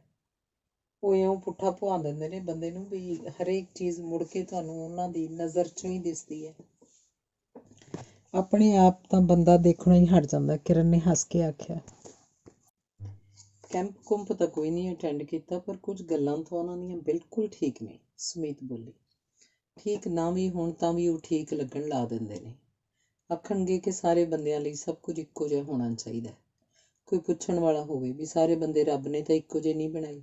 ਕਿਰਨ ਨੇ ਹੱਸ ਕੇ ਕਿਹਾ, ਕਿਰਨ ਭੈਣ ਜੀ, ਮਹਾਰਾਜ ਇੱਥੇ ਮਤਲਬ ਇਹ ਹੈ ਕਿ ਜਿਵੇਂ ਹਵਾ, ਪਾਣੀ, ਧਰਤੀ, ਆਕਾਸ਼ ਤੇ ਸੂਰਜ ਸਭ ਲਈ ਇੱਕੋ ਜਿਹੇ ਨੇ, ਉਸੇ ਤਰ੍ਹਾਂ ਜਿਉਣ ਦਾ ਅਧਿਕਾਰ ਸਭ ਲਈ ਬਰਾਬਰ ਹੋਣੇ ਚਾਹੀਦੇ ਨੇ, ਨਾ ਕਿ ਸ਼ਕਲਾਂ ਇੱਕੋ ਜਿਹੀਆਂ ਹੋਣ। ਸੁਮੀਤ ਨੇ ਆਪਣੇ ਜਾਣੇ ਸਮਝਾਉਣ ਦੀ ਕੋਸ਼ਿਸ਼ ਕੀਤੀ। ਤੇਰਾ ਮਤਲਬ ਹੈ ਪੜ੍ਹਾਈ ਭਾਵੇਂ ਕੋਈ ਕਰੇ ਤੇ ਭਾਵੇਂ ਨਾ ਕਰੇ, ਪਰ ਨੰਬਰ ਸਭ ਨੂੰ ਇੱਕੋ ਜਿਹੇ ਮਿਲਣੇ ਚਾਹੀਦੇ ਨੇ, ਹੈ ਨਾ? ਕਿਰਨ ਨੇ ਦਲੀਲ ਦਿੱਤੀ, ਜਿਹਦਾ ਸੁਮੀਤ ਕੋਲੋਂ ਛੇਤੀ ਕੀਤਿਆਂ ਕੋਈ ਜਵਾਬ ਨਾ ਸਰਿਆ। ਇਹ ਗੱਲਾਂ ਆਪਾਂ ਚੌਹਾਨ ਸਰ ਨੂੰ ਆਖਾਂਗੇ ਸਮਝਾਉਣ, ਸੁਮੀਤ ਬੋਲੀ। ਚੌਹਾਨ ਸਰ ਦਾ ਕੀ ਹੈ? ਤਾਂ ਕੋਈ ਵੀ ਗੱਲ ਕਿਸੇ ਵੀ ਪਾਸਿਓਂ ਸਿੱਧ ਕਰ ਸਕਦੇ ਨੇ। ਓਡੇ ਇੰਟੈਲੀਜੈਂਟ ਲੋਕਾਂ ਨੂੰ ਤੁਸੀਂ ਦਲੀਲ ਨਾਲ ਨਹੀਂ ਹਰਾ ਸਕਦੇ। ਉਹਨਾਂ ਕੋਲ ਦੁਨੀਆ ਭਰ ਦੀਆਂ ਦਲੀਲਾਂ ਹੁੰਦੀਆਂ ਨੇ, ਕਿਰਨ ਬੋਲੀ। ਅਗਲੇ ਦਿਨ ਜਦੋਂ ਪ੍ਰੋਫੈਸਰ ਚੌਹਾਨ ਕਲਾਸ 'ਚ ਆਏ ਤਾਂ ਸੁਮੀਤ ਦਾ ਕੱਲ੍ਹ ਵਾਲੀਆਂ ਗੱਲਾਂ ਹੀ ਪੁੱਛਣ ਨੂੰ ਮਨ ਕੀਤਾ, ਪਰ ਉਹਨੇ ਪੁੱਛਿਆ ਕੁਝ ਨਾ। ਰੋਲ ਕਾਲ ਤੋਂ ਮਗਰੋਂ ਪ੍ਰੋਫੈਸਰ ਚੌਹਾਨ ਨੇ ਜਮਾਤ ਨੂੰ ਪੁੱਛਿਆ, ਆਪਾਂ ਕਿਹੜਾ ਟੌਪਿਕ ਕਰ ਰਹੇ ਸੀ? ਸਰ, ਸਾਨੂੰ ਤਾਂ ਟੌਪਿਕ ਭੁੱਲ ਹੀ ਗਿਆ। ਤੁਸੀਂ ਇੰਨੇ ਦਿਨ ਆਏ ਜੋ ਨਹੀਂ, ਕਿਰਨ ਬੋਲੀ। ਸਿਰਫ ਇੱਕ ਦਿਨ ਹੀ ਨਹੀਂ ਆਇਆ, ਬਾਕੀ ਤਾਂ ਛੁੱਟੀਆਂ ਹੀ ਸਨ, ਚੌਹਾਨ ਨੇ ਉੱਤਰ ਦਿੱਤਾ। ਆਪਣੀ ਡਿਊਟੀ ਤੋਂ ਤਾਂ ਸਰ ਚੰਦ ਸੂਰਜ ਵੀ ਗੈਰ ਹਾਜ਼ਰ ਨਹੀਂ ਹੁੰਦੇ, ਸੁਮੀਤ ਤੋਂ ਪਤਾ ਨਹੀਂ ਕਿਵੇਂ ਆਖਿਆ ਗਿਆ। ਚੌਹਾਨ ਦੀ ਆਖੀ ਗੱਲ ਹੀ ਸੁਮੀਤ ਦੇ ਮੂੰਹ ਸੁਣ ਕੇ ਸਾਰੇ ਹੱਸ ਪਏ। ਅੱਜ ਤੁਸੀਂ ਸਾਰੇ ਐਡੇ ਟੈਕੇ ਹੋਏ ਕਿਵੇਂ ਲੱਗ ਰਹੇ ਹੋ? ਪ੍ਰੋਫੈਸਰ ਚੌਹਾਨ ਨੇ ਸਾਰੀ ਕਲਾਸ ਉੱਪਰ ਨਜ਼ਰ ਸੁੱਟਦਿਆਂ ਸੁਮੀਤ ਵੱਲ ਝਾਕ ਕੇ ਪੁੱਛਿਆ। ਅੱਜ ਸਰ ਪਾਰਟੀ ਹੈ, ਵੈਲਕਮ ਪਾਰਟੀ, ਪਾਰਟ 1 ਨੂੰ। ਪਾਰਟੀ ਸਗੋਂ ਅਸੀਂ ਲੇਟ ਹੀ ਦੇ ਰਹੇ ਹਾਂ। ਜੋਗੀ ਵਾਲੀ ਘਟਨਾ ਕਰਕੇ ਹੌਸਲਾ ਹੀ ਨਹੀਂ ਸੀ ਪੈਂਦਾ ਪਾਰਟੀ ਦੀ ਗੱਲ ਕਰਨ ਦਾ। ਅੱਜ 11 ਵਜੇ ਕਾਮਨ ਰੂਮ 'ਚ ਤੁਸੀਂ ਵੀ ਜ਼ਰੂਰ ਆਇਓ, ਜਗਦੀਸ਼ ਨੇ ਆਖਿਆ। ਜੋਗੀ ਵਾਲੀ ਘਟਨਾ ਦੇ ਜ਼ਿਕਰ ਨਾਲ ਹੀ ਪ੍ਰੋਫੈਸਰ ਦੇ ਮਨ 'ਚੋਂ ਸਾਰੀ ਘਟਨਾ ਲੰਘੀ ਜੋ ਪਿਛਲੇ ਸਾਲ ਕੁੜੀਆਂ ਦੇ ਹੋਸਟਲ 'ਚ ਜੋਗਿੰਦਰ ਨਾਮ ਦੀ ਲੜਕੀ, ਜਿਹਨੂੰ ਸਾਰੇ ਜੋਗੀ ਆਖਦੇ ਸਨ, ਦੇ ਅਚਾਨਕ ਪੱਖੇ ਨਾਲ ਲਟਕ ਕੇ ਮਰਨ ਨਾਲ ਵਾਪਰੀ ਸੀ। ਬਾਹਰੋਂ ਦੇਖਣ ਨੂੰ ਉਹ ਲੜਕੀ ਚੰਗੀ ਭਲੀ ਸਾਬਤ ਸਬੂਤ ਦਿਸਦੀ ਸੀ। ਪੜ੍ਹਨ ਵਿੱਚ ਵੀ ਹੁਸ਼ਿਆਰ ਸੀ, ਕਹਾਣੀਆਂ ਵੀ ਲਿਖਦੀ ਹੁੰਦੀ ਸੀ। ਬਾਪ ਅਫਸਰ ਸੀ ਤੇ ਮਾਂ ਟੀਚਰ। ਜੋਗੀ ਉਹਨਾਂ ਦੀ ਇੱਕੋ ਇੱਕ ਧੀ ਸੀ। ਆਪਣੇ ਜਾਣੇ ਤਾਂ ਮਾਂ-ਬਾਪ ਸਾਰਾ ਕੁਝ ਉਸੇ ਲਈ ਕਮਾਉਂਦੇ ਕਰਦੇ ਸਨ, ਪਰ ਵਿੱਚੋਂ ਉਹ ਸ਼ਾਇਦ ਇੰਨੀ ਇਕੱਲੀ ਹੋ ਗਈ ਕਿ ਮਰਨ ਤੋਂ ਪਹਿਲਾਂ ਉਹਨੇ ਬਸ ਇੰਨਾ ਹੀ ਲਿਖਿਆ ਕਿ ਮੇਰਾ ਕਿਧਰੇ ਜੀਅ ਨਹੀਂ ਲੱਗਦਾ, ਇਹ ਦੁਨੀਆ ਜਿਉਣ ਦੇ ਕਾਬਿਲ ਹੀ ਨਹੀਂ। ਉਹਦੀ ਮੌਤ ਦੇ ਕਾਰਨਾਂ ਦੇ ਬਥੇਰੇ ਅੰਦਾਜ਼ੇ ਲਗਾਏ ਗਏ, ਪਰ ਕਿਸੇ ਪਾਸਿਓਂ ਵੀ ਕੋਈ ਸਿਰਾ ਹੱਥ ਨਹੀਂ ਸੀ ਆ ਰਿਹਾ। ਇਹ ਕੁੜੀਆਂ ਵੀ ਕਿੱਡੀਆਂ ਬੇਵਕੂਫ ਹੁੰਦੀਆਂ ਨੇ, ਪ੍ਰੋਫੈਸਰ ਚੌਹਾਨ ਨੇ ਮਨ ਹੀ ਮਨ ਸੋਚਿਆ। ਤੁਸੀਂ ਸਰ ਜ਼ਰੂਰ ਆਇਓ ਪਾਰਟੀ 'ਚ, ਧਾਲੀਵਾਲ ਨੇ ਪ੍ਰੋਫੈਸਰ ਚੌਹਾਨ ਨੂੰ ਪੱਕਿਆਂ ਕਰਨ ਲਈ ਆਖਿਆ। ਮੇਰੇ ਕੁਝ ਮਿੱਤਰ ਆਏ ਹੋਏ ਨੇ, ਉਹ ਵੇਟ ਕਰਦੇ ਹੋਣਗੇ, ਨਹੀਂ ਤਾਂ ਜ਼ਰੂਰ ਆ ਜਾਂਦਾ, ਆਖ ਕੇ ਪ੍ਰੋਫੈਸਰ ਚੌਹਾਨ ਨੇ ਉਹਨਾਂ ਨੂੰ ਟਰਕਾ ਦਿੱਤਾ। ਅਸਲ 'ਚ ਘਰ ਜਾ ਕੇ ਉਹ ਰੈਸਟ ਕਰਨੀ ਚਾਹੁੰਦਾ ਸੀ। ਸ਼ਰਾਬ ਪੀ ਕੇ ਦੋਸਤਾਂ ਨਾਲ ਗੱਪਾਂ ਸ਼ੱਪਾਂ ਮਾਰਦਿਆਂ ਵੀ ਜਿਵੇਂ ਥੱਕ ਗਿਆ ਸੀ। ਆਖਣ ਨੂੰ ਤਾਂ ਉਹਨੇ ਆਖ ਲਿਆ ਕਿ ਕੁੜੀਆਂ ਕਿੱਡੀਆਂ ਬੇਵਕੂਫ ਹੁੰਦੀਆਂ ਨੇ, ਪਰ ਧੁਰ ਅੰਦਰੋਂ ਉਹ ਜੋਗੀ ਬਾਰੇ ਸੋਚਦਿਆਂ ਭੈਮਾਨ ਜਿਹਾ ਵੀ ਹੋ ਜਾਂਦਾ ਸੀ ਕਿ ਕੀ ਕੁਝ ਲੋਕਾਂ ਲਈ ਜ਼ਿੰਦਗੀ ਏਡੀ ਹੀ ਸਸਤੀ ਹੁੰਦੀ ਹੈ? ਪਰ ਕਿਉਂ? ਇਹਦਾ ਜ਼ਿੰਮੇਵਾਰ ਕੌਣ ਹੈ? ਕਾਮੂ ਆਖਦਾ ਹੈ, ਆਉਣ ਵਾਲੇ ਸਮੇਂ 'ਚ ਆਤਮ ਹੱਤਿਆ ਸਭ ਤੋਂ ਵੱਡੀ ਸਮੱਸਿਆ ਹੋਏਗੀ। ਪਰ ਕਿਉਂ? ਕੀ ਲੋਕ ਰੱਬ ਨੂੰ ਭੁੱਲ ਗਏ ਨੇ ਜਾਂ ਆਪਣੇ ਆਪ ਨੂੰ? ਕੀ ਸੱਚਮੁੱਚ ਹੀ ਜ਼ਿੰਦਗੀ ਏਡੀ ਬੇਮਾਇਨਾ ਹੋ ਗਈ ਹੈ? ਕਿੰਨੇ ਸੌਖੇ ਰਹਿੰਦੇ ਸਨ ਪੁਰਾਣੇ ਲੋਕ, ਸਭ ਕੁਝ ਹੀ ਰੱਬ ਦੀ ਰਜ਼ਾ ਸਮਝ ਕੇ ਪ੍ਰਵਾਨ ਕਰ ਲੈਂਦੇ ਸਨ। ਕਰਮ ਕਰੋ ਪਰ ਫਲ ਦੀ ਇੱਛਾ ਨਾ ਰੱਖੋ, ਕਿੱਡੀ ਵੱਡੀ ਗੱਲ ਸੀ। ਬਿਜਲੀ ਦੀ ਤੇਜ਼ੀ ਨਾਲ ਲੰਘਦੀਆਂ ਸੋਚਾਂ ਤੋਂ ਹਟ ਕੇ ਪ੍ਰੋਫੈਸਰ ਚੌਹਾਨ ਜਮਾਤ ਵਿੱਚ ਮੁੰਡਿਆਂ ਵੱਲ ਝਾਕ ਕੇ ਬੋਲਿਆ, ਅੱਜ ਤੁਸੀਂ ਸਾਰੇ ਹੀ ਫੁੱਲਾਂ ਵਰਗੇ ਲੱਗ ਰਹੇ ਹੋ। ਫਿਰ ਸੀਰੀਅਸ ਹੋ ਕੇ ਪੜ੍ਹਾਉਣ ਲੱਗ ਪਿਆ। ਸੁਮੀਤ ਮਨ ਹੀ ਮਨ ਜਿਵੇਂ ਫੁੱਲਾਂ ਦੀ ਕਿਸੇ ਕਿਆਰੀ 'ਚ ਪਹੁੰਚ ਗਈ। ਇਸ ਤੋਂ ਮਗਰੋਂ ਪ੍ਰੋਫੈਸਰ ਚੌਹਾਨ ਕੀ ਬੋਲਦਾ ਰਿਹਾ, ਕੀ ਪੜ੍ਹਾਉਂਦਾ ਰਿਹਾ, ਉਹਨੂੰ ਕਾ ਪਤਾ ਨਹੀਂ ਲੱਗਿਆ। ਉਹਨੇ ਬਰੀਕ ਸਟੈਪਸ ਵਾਲੇ ਕਾਲੇ ਸੈਂਡਲਾਂ ਵਿੱਚ ਆਪਦੇ ਗੋਰੇ ਨਿਛੋਹ ਪੈਰਾਂ ਵੱਲ ਦੇਖਿਆ, ਪਤਲੀਆਂ ਉਂਗਲਾਂ ਵਾਲੇ ਲੰਮੇ ਨਾਜ਼ੁਕ ਜਿਹੇ ਹੱਥਾਂ ਵੱਲ ਝਾਕੀ ਤੇ ਉਹਨਾਂ ਉੱਪਰਲੀਆਂ ਲਕੀਰਾਂ ਬਾਰੇ ਸੋਚਦੀ ਰਹੀ। ਫਿਰ ਉਹਨੇ ਪਿੰਕ ਰੇਸ਼ਮੀ ਸੂਟ ਤੇ ਪਿੰਕੀ ਚੁੰਨੀ 'ਚ ਆਪਣੇ ਆਪ ਨੂੰ ਚਿਤਵਿਆ ਤੇ ਮਨ ਹੀ ਮਨ ਮੁਸਕਰਾਈ। ਅੱਜ ਤੁਸੀਂ ਸਾਰੇ ਹੀ ਫੁੱਲਾਂ ਵਰਗੇ ਲੱਗ ਰਹੇ ਹੋ। ਇਹ ਗੱਲ ਜਿਵੇਂ ਪ੍ਰੋਫੈਸਰ ਚੌਹਾਨ ਨੇ ਬਾਕੀਆਂ ਨੂੰ ਨਹੀਂ, ਜਿਵੇਂ ਉਸੇ ਨੂੰ ਆਖੀ ਸੀ। ਉਂਝ ਤਾਂ ਸੁਨੱਖਾ, ਸ਼ੌਕੀਨ, ਜਾਗਦੀਆਂ ਤੇ ਜਗਦੀਆਂ ਅੱਖਾਂ ਵਾਲਾ ਪ੍ਰੋਫੈਸਰ ਚੌਹਾਨ ਬਥੇਰੀਆਂ ਕੁੜੀਆਂ ਦਾ ਸੁਪਨਾ ਸੀ, ਪਰ ਉਹਦਾ ਸੰਜੀਦਾ ਸੁਭਾਅ ਕਿਸੇ ਨੂੰ ਵੀ ਇੱਕ ਹੱਦ ਤੋਂ ਨੇੜੇ ਨਹੀਂ ਸੀ ਆਉਣ ਦਿੰਦਾ। ਇੱਕ ਦਿਨ ਕਿਰਨ ਤੇ ਸੁਮੀਤ ਉਹਦੇ ਡਿਪਾਰਟਮੈਂਟ ਦੇ ਕਮਰੇ 'ਚ ਪੇਪਰ ਪੜ੍ਹਾਉਣ ਗਈਆਂ ਤਾਂ ਕਿਰਨ ਨੇ ਜ਼ਰਾ ਕੁ ਹੱਸ ਕੇ ਆਖਿਆ, ਸਰ ਤੁਹਾਡੀ ਕੱਪੜਿਆਂ ਦੀ ਚੁਆਇਸ ਬੜੀ ਵਧੀਆ ਹੁੰਦੀ ਹੈ। ਤਾਂ ਉਹਨੇ ਨਜ਼ਰਾਂ ਚੁੱਕ ਕੇ ਉਸ ਵੱਲ ਦੇਖਿਆ ਤੇ ਬੋਲਿਆ, ਹਾਂ, ਮੈਨੂੰ ਇਸ ਗੱਲ ਦਾ ਪਤਾ ਹੈ। ਕਿਰਨ ਜਿਵੇਂ ਛਿੱਥੀ ਜਿਹੀ ਹੋ ਗਈ। ਕਮਰੇ ਤੋਂ ਬਾਹਰ ਆਉਂਦੀ ਉਹ ਸੁਮੀਤ ਨੂੰ ਆਖ ਰਹੀ ਸੀ, ਇਸ ਬੰਦੇ 'ਚ ਕੋਈ ਕੰਪਲੈਕਸ ਹੈ। ਸੁਮੀਤ ਨੂੰ ਪ੍ਰੋਫੈਸਰ ਚੌਹਾਨ ਦਾ ਕਿਰਨ ਨੂੰ ਦਿੱਤਾ ਫਿੱਕਾ ਜਵਾਬ ਸਗੋਂ ਚੰਗਾ ਲੱਗਿਆ। ਉਹ ਕਿਉਂ ਉਸ ਵਿੱਚ ਇੰਨਾ ਇੰਟਰਸਟ ਲੈਂਦੀ ਸੀ? ਉਹਨੂੰ ਇਹ ਵੀ ਚੰਗਾ ਨਹੀਂ ਸੀ ਲੱਗਿਆ ਕਿ ਕਿਰਨ ਜਗਦੀਸ਼ ਤੋਂ ਇਹ ਕਿਉਂ ਪੁੱਛ ਰਹੀ ਸੀ ਕਿ ਚੌਹਾਨ ਕੌਣ ਹੁੰਦੇ ਨੇ। ਜਗਦੀਸ਼ ਨੇ ਬੜਾ ਵਧੀਆ ਜਵਾਬ ਦਿੱਤਾ ਸੀ ਕਿ ਬੰਦੇ ਹੁੰਦੇ ਨੇ। ਅਸਲ 'ਚ ਇਹ ਜਵਾਬ ਜਗਦੀਸ਼ ਦਾ ਨਹੀਂ, ਪ੍ਰੋਫੈਸਰ ਚੌਹਾਨ ਨੇ ਹੀ ਇੱਕ ਵਾਰੀ ਹਿਟਲਰ ਦੀ ਗੱਲ ਕਰਦਿਆਂ ਆਖਿਆ ਸੀ ਕਿ ਕਿੱਡੀ ਅਜੀਬ ਗੱਲ ਹੈ, ਮਨੁੱਖ ਨੇ ਸਮੁੰਦਰਾਂ ਦੀਆਂ ਤਹਿਆਂ ਫਰੋਲ ਲਈਆਂ, ਚੰਦ ਤੱਕ ਭੌਂ ਆਇਆ, ਸੰਗੀਤ ਨਾਲ ਦੀਵੇ ਜਗਾਉਣ ਤੇ ਮੀਂਹ ਵਰਸਾਉਣ ਤੱਕ ਚਲਾ ਗਿਆ, ਸਾਹਿਤ ਵਿੱਚ ਵੇਦਾਂ ਦੇ ਬ੍ਰਹਮ ਗਿਆਨ ਤੱਕ ਪਹੁੰਚ ਗਿਆ, ਨਵੀਂ ਬਨਸਪਤੀ ਰਚ ਦਿੱਤੀ, ਸਾਇੰਸ ਦੇ ਸਦਕਾ ਬੰਦੇ ਘੜਨ ਤੱਕ ਪਹੁੰਚ ਗਿਆ, ਪਰ ਅਜੇ ਤੱਕ ਵੀ ਉਹ ਬੰਦੇ ਨੂੰ ਬੰਦਾ ਦੇਖਣਾ ਨਹੀਂ ਸਿੱਖਿਆ। ਬੰਦੇ ਤੋਂ ਵੱਧ ਉਹਦੀ ਜਾਤ ਗੋਤ ਕਿਤੇ ਪੈਸੇ ਨਾਲ ਜੋੜ ਕੇ ਦੇਖਿਆ ਜਾਂਦਾ ਹੈ ਤੇ ਉਹਦਾ ਬੰਦਾ ਹੋਣ ਨੂੰ ਅਸੀਂ ਭੁੱਲ ਹੀ ਜਾਂਦੇ ਹਾਂ। ਜਿਵੇਂ ਰਿਸ਼ੀ ਆਖਦਾ ਹੈ ਕਿ ਮਿੱਟੀ ਤੋਂ ਬਣੇ ਸਭ ਬਰਤਨ ਅਸਲ ਵਿੱਚ ਤਾਂ ਮਿੱਟੀ ਹੀ ਹਨ, ਇਸੇ ਤਰ੍ਹਾਂ ਬੰਦੇ ਅਸਲ ਵਿੱਚ ਤਾਂ ਸਭ ਬੰਦੇ ਹੀ ਹਨ। ਪ੍ਰੋਫੈਸਰ ਚੌਹਾਨ ਦੀਆਂ ਗੱਲਾਂ ਸੁਣਦੀ ਜਮਾਤ ਹੈਰਾਨ ਹੁੰਦੀ ਰਹਿੰਦੀ। ਸੁਮੀਤ ਨੂੰ ਤਾਂ ਉਹਦੀਆਂ ਗੱਲਾਂ ਭੁੱਲਦੀਆਂ ਹੀ ਨਹੀਂ ਸਨ। ਲਾਇਕ ਪ੍ਰੋਫੈਸਰ ਸ਼ਾਇਦ ਇਸੇ ਤਰ੍ਹਾਂ ਦੇ ਹੁੰਦੇ ਨੇ, ਉਹਨੂੰ ਖਿਆਲ ਆਉਂਦਾ। ਹੁਣ ਉਹਨੂੰ ਇਹ ਵੀ ਲੱਗਦਾ ਕਿ ਜਿਵੇਂ ਪ੍ਰੋਫੈਸਰ ਚੌਹਾਨ ਉਸ ਵੱਲ ਧਿਆਨ ਨਾਲ ਦੇਖਦਾ ਸੀ। ਇਹਨਾਂ ਹੀ ਦਿਨਾਂ 'ਚ ਇੱਕ ਦਿਨ ਸੁਮੀਤ ਦੀ ਮਾਂ ਉਹਨੂੰ ਹੋਸਟਲ ਮਿਲਣ ਆ ਗਈ। ਆਖਦੀ ਤਾਂ ਉਹ ਇਹ ਹੀ ਸੀ ਕਿ ਉਹ ਮਿਲਣ ਆਈ ਹੈ, ਪਰ ਅਸਲ ਵਿੱਚ ਉਹ ਸੁਮੀਤ ਨੂੰ ਪੁੱਛਣ ਆਈ ਸੀ ਕਿ ਕੈਨੇਡਾ ਵਾਲੇ ਤੇਰੇ ਭੂਆ ਜੀ ਦੀ ਚਿੱਠੀ ਦਾ ਕੀ ਜਵਾਬ ਦਈਏ। ਉਹਨਾਂ ਨੇ ਸੁਮੀਤ ਲਈ ਕਿਸੇ ਲੜਕੇ ਦੀ ਦੱਸ ਪਾਈ ਸੀ। ਲੜਕਾ ਇੰਜੀਨੀਅਰ ਸੀ, 32 ਸਾਲ ਦਾ ਸੀ, ਪਿਛਲੇ 10 ਸਾਲਾਂ ਤੋਂ ਕੈਨੇਡਾ 'ਚ ਸੀ। ਉਸ ਕੋਲ ਆਪਣਾ ਘਰ ਸੀ। ਬਸ ਇੱਕੋ ਗੱਲ ਸੀ ਕਿ 4-5 ਸਾਲ ਹੋਏ ਉਹਨੇ ਇੱਕ ਗੋਰੀ ਨਾਲ ਵਿਆਹ ਕੀਤਾ ਸੀ, ਪਰ 4 ਕੁ ਸਾਲ ਮਗਰੋਂ ਟੁੱਟ ਗਿਆ ਸੀ। ਹੁਣ ਕਿਸੇ ਪੰਜਾਬੀ ਕੁੜੀ ਨਾਲ ਵਿਆਹ ਕਰਨਾ ਚਾਹੁੰਦਾ ਸੀ। ਪੰਜਾਬੀ ਕੁੜੀ ਨਾਲ ਇਸ ਲਈ ਕਿ ਸਭ ਕੁਝ ਬਰਦਾਸ਼ਤ ਕਰੀ ਜਾਊ ਤੇ ਛੱਡ ਕੇ ਨਹੀਂ ਜਾਊ। ਸੁਮੀਤ ਨੇ ਹੱਸ ਕੇ ਕਿਹਾ, ਨਹੀਂ, ਮੇਮਾ ਨਾਲ ਧੱਕੇ ਧੁੱਕੇ ਖਾ ਕੇ ਦੇਖ ਲਏ ਨੇ, ਅਗਲੇ ਨੂੰ ਸਮਝ ਆ ਗਈ ਹੋਊਗੀ। ਹੰਢਣਸਾਰ ਤਾਂ ਆਪਣੀਆਂ ਦੇਸੀ ਕੁੜੀਆਂ ਹੀ ਹੁੰਦੀਆਂ ਨੇ, ਬੀਜੀ ਉਹਦੀ ਨੇ ਦੱਸਿਆ। ਆਪਣਾ ਦੇਸ਼, ਆਪਣੇ ਲੋਕ, ਆਪਣੀ ਬੋਲੀ, ਆਪਣੇ ਘਰ ਦੇ ਇੱਕ ਬੰਦੇ ਲਈ ਹੀ ਛੱਡ ਦੇਣੇ ਹੁੰਦੇ ਨੇ, ਤੇ ਅੱਗੋਂ ਉਹ ਵੀ ਪਤਾ ਨਹੀਂ ਕਿਹੋ ਜਿਹਾ ਹੋਵੇ। ਸੁਮੀਤ ਬੋਲੀ, ਇੱਧਰਲਿਆਂ ਦਾ ਕਿਹੜਾ ਪਤਾ ਹੁੰਦਾ ਹੈ, ਇਹ ਤਾਂ ਸਭ ਕਿਸਮਤਾਂ ਦੇ ਸੌਦੇ ਨੇ। ਤੁਹਾਨੂੰ ਨਹੀਂ ਪਤਾ ਬੀਜੀ, ਉੱਧਰ ਤਾਂ ਲਿਜਾ ਕੇ ਬੰਦੇ ਦਿਹਾੜੀਆਂ ਕਰਵਾਉਂਦੇ ਨੇ ਜਨਾਨੀਆਂ ਤੋਂ। ਸੁਮੀਤ ਨੇ ਦੱਸਿਆ। ਲੈ ਹੈ ਕਮਲੀ, ਤੇਰੀ ਭੂਆ ਜੀ ਕੋਈ ਮਾੜਾ ਮੋਟਾ ਬੰਦਾ ਥੋੜ੍ਹਾ ਹੀ ਦੱਸੂ, ਜਨਾਨੀਆਂ ਤੋਂ ਦਿਹਾੜੀਆਂ ਕਾਹਤੋਂ ਕਰਵਾਉਣੀਆਂ ਹੋਈਆਂ। ਉੱਧਰ ਤਾਂ ਆਖਦੇ ਨੇ ਕਮਾਈਆਂ ਹੀ ਬੜੀਆਂ ਨੇ, ਘੰਟਿਆਂ ਦੇ ਹਿਸਾਬ ਨਾਲ ਪੈਸੇ ਮਿਲਦੇ ਨੇ। ਪੈਸੇ ਮਿਲਦੇ ਤਾਂ ਬਥੇਰੇ ਨੇ, ਪਰ ਵਰਤਣ ਦਾ ਟਾਈਮ ਨਹੀਂ ਹੁੰਦਾ। ਮੈਨੂੰ ਤਾਂ ਬੀਜੀ ਬਾਹਰਲੇ ਬੰਦਿਆਂ ਦੀਆਂ ਗੱਲਾਂ ਸੁਣ ਕੇ ਇੱਕ ਖਬਰ ਯਾਦ ਆ ਜਾਂਦੀ ਹੈ। ਪਰਸੋਂ ਚੌਥੇ ਅਖਬਾਰ 'ਚ ਆਈ ਸੀ ਕਿ ਆਖੇ ਦਿੱਲੀ ਫੁੱਟਪਾਥ ਉੱਪਰ ਇੱਕ ਮੰਗਤਾ ਮਰਿਆ ਪਿਆ ਸੀ ਤੇ ਪੁਲਿਸ ਨੇ ਜਦੋਂ ਲਾਸ਼ ਚੁੱਕੀ ਤਾਂ ਉਹਦੀ ਗੋਦੜੀ ਦੇ ਹੇਠੋਂ 3 ਲੱਖ ਰੁਪਇਆ ਮਿਲਿਆ। ਤੇ ਮੈਨੂੰ ਲੱਗਦਾ ਹੈ ਬਾਹਰਲੇ ਬਹੁਤੇ ਬੰਦਿਆਂ ਦਾ ਹਾਲ ਇਸ ਮੰਗਤੇ ਵਰਗਾ ਹੀ ਹੁੰਦਾ। ਹੋਰ ਵੀਰ ਦਾ ਕੀ ਹਾਲ ਹੈ? ਕੈਸੀ ਚੱਲਦੀ ਹੈ ਉਹਦੀ ਏਜੰਸੀ? ਸੁਮੀਤ ਨੇ ਵੱਡੇ ਭਰਾ ਬਾਰੇ ਪੁੱਛਿਆ। ਠੀਕ ਚੱਲਦੀ ਹੈ, ਇਹ ਕੰਮ ਤਾਂ ਸਾਰਾ ਮੈਨੇਜਰ ਹੀ ਕਰਦਾ ਹੈ, ਇਹ ਤਾਂ ਮਾੜੀ ਮੋਟੀ ਨਿਗਰਾਨੀ ਉਹ ਰੱਖਦਾ। ਉਹ ਹੈ ਕੁੜੀਆਂ ਵਰਗੇ ਹਲਕੇ ਜੀਅ ਵਾਲਾ। ਪਿੱਛੇ ਜੇ ਇੱਕ ਜ਼ਿਮੀਂਦਾਰ ਆ ਕੇ ਰੋਣ ਲੱਗ ਪਿਆ। ਕਿਸ਼ਤਾਂ ਕਈ ਟੁੱਟ ਗਈਆਂ ਸੀ, ਟਰੈਕਟਰ ਲੈ ਗਿਆ ਸੀ, ਆਖੇ ਮੇਰਾ ਮੁੰਡਾ ਮਰ ਗਿਆ। ਕਾਕੇ ਨੇ ਵਿਆਜ ਤਾਂ ਕੀ ਲੈਣਾ ਸੀ, ਵਿੱਚੋਂ ਕਿਸ਼ਤਾਂ ਵੀ ਅਗਲੇ ਸਾਲ ਉੱਪਰ ਪਾ ਦਿੱਤੀਆਂ, ਬੀਜੀ ਨੇ ਦੱਸਿਆ। ਚੰਗਾ ਕੀਤਾ, ਬਥੇਰੇ ਪੈਸੇ ਨੇ ਤੁਹਾਡੇ ਕੋਲ। ਹਾਂ ਸੱਚ, ਪੈਸੇ ਕੁਝ ਵਾਧੂ ਲੈ ਕੇ ਆਏ ਹੋ? ਸੁਮੀਤ ਨੇ ਪੁੱਛਿਆ। 2000 ਲਿਆਂਦੇ, ਹੋਰ ਕਿੰਨੇ ਕੁ ਚਾਹੀਦੇ ਸੀ? ਲੋੜ ਪੈ ਜਾਂਦੀ ਹੈ, ਕਦੀ ਕੋਈ ਕਿਤਾਬ ਲੈਣੀ ਪੈ ਜਾਂਦੀ ਹੈ ਜਾਂ ਕੋਈ ਹੋਰ ਨਿੱਕੀ ਮੋਟੀ ਚੀਜ਼ ਦੀ ਲੋੜ ਹੁੰਦੀ ਹੈ। ਕੁਝ ਵਾਧੂ ਪੈਸੇ ਤਾਂ ਕੋਲ ਚਾਹੀਦੇ ਹੀ ਨੇ, ਸੁਮੀਤ ਨੇ ਆਖਿਆ। ਪਰ ਅਸਲ 'ਚ ਵਿੱਚੋਂ ਕੁਝ ਦਿਨਾਂ ਤੋਂ 2 ਵਧੀਆ ਜਿਹੇ ਸੂਟ ਖਰੀਦਣ ਬਾਰੇ ਸੋਚ ਰਹੀ ਸੀ। ਉਹਨੂੰ ਲੱਗਦਾ ਸੀ ਚੌਹਾਨ ਸਰ ਦੀ ਕੱਪੜਿਆਂ ਦੀ ਚੁਆਇਸ ਕਿੰਨੀ ਵਧੀਆ ਹੁੰਦੀ ਹੈ। ਲੋੜ ਹੈ ਤਾਂ ਜਾ ਕੇ ਭੇਜ ਦੂੰ, ਪੈਸੇ ਜਿੰਨੇ ਕੁ ਚਾਹੀਦੇ ਨੇ, ਬੀਜੀ ਨੇ ਆਖਿਆ। ਬੀਜੀ, ਤੁਸੀਂ ਮੇਰਾ ਨਾਂ ਸੁਮੀਤ ਕਿਉਂ ਰੱਖ ਦਿੱਤਾ ਸੀ? ਉਹਨੇ ਪੁੱਛਿਆ। ਅਸਲ 'ਚ ਉਹਨੂੰ ਚੌਹਾਨ ਸਰ ਦੀ ਗੱਲ ਯਾਦ ਆ ਰਹੀ ਸੀ ਕਿ ਬੰਦੇ ਦੇ ਨਾਂ ਦੀ ਚੁਆਇਸ ਕੋਈ ਐਕਸੀਡੈਂਟਲ ਨਹੀਂ ਹੁੰਦੀ। ਜਿਹੋ ਜਿਹਾ ਬੰਦਾ ਹੁੰਦਾ, ਕੁਦਰਤ ਉਹੋ ਜਿਹਾ ਹੀ ਨਾਮ ਉਸ ਲਈ ਜੁਟਾ ਦਿੰਦੀ ਹੈ। ਹਾਂ ਬੀਜੀ, ਤੁਸੀਂ ਮੇਰਾ ਨਾਂ ਸੁਮੀਤ ਕਿਸ ਲਈ ਰੱਖਿਆ ਸੀ? ਉਹ ਪੁੱਛ ਰਹੀ ਸੀ, ਕਿਉਂਕਿ ਆਪਣਾ ਨਾਮ ਜਿਹੜਾ ਪਹਿਲਾਂ ਉਹਨੂੰ ਬੜਾ ਸਧਾਰਨ ਲੱਗਦਾ ਸੀ, ਹੁਣ ਬੜਾ ਅਰਥਮਈ ਲੱਗਦਾ ਸੀ।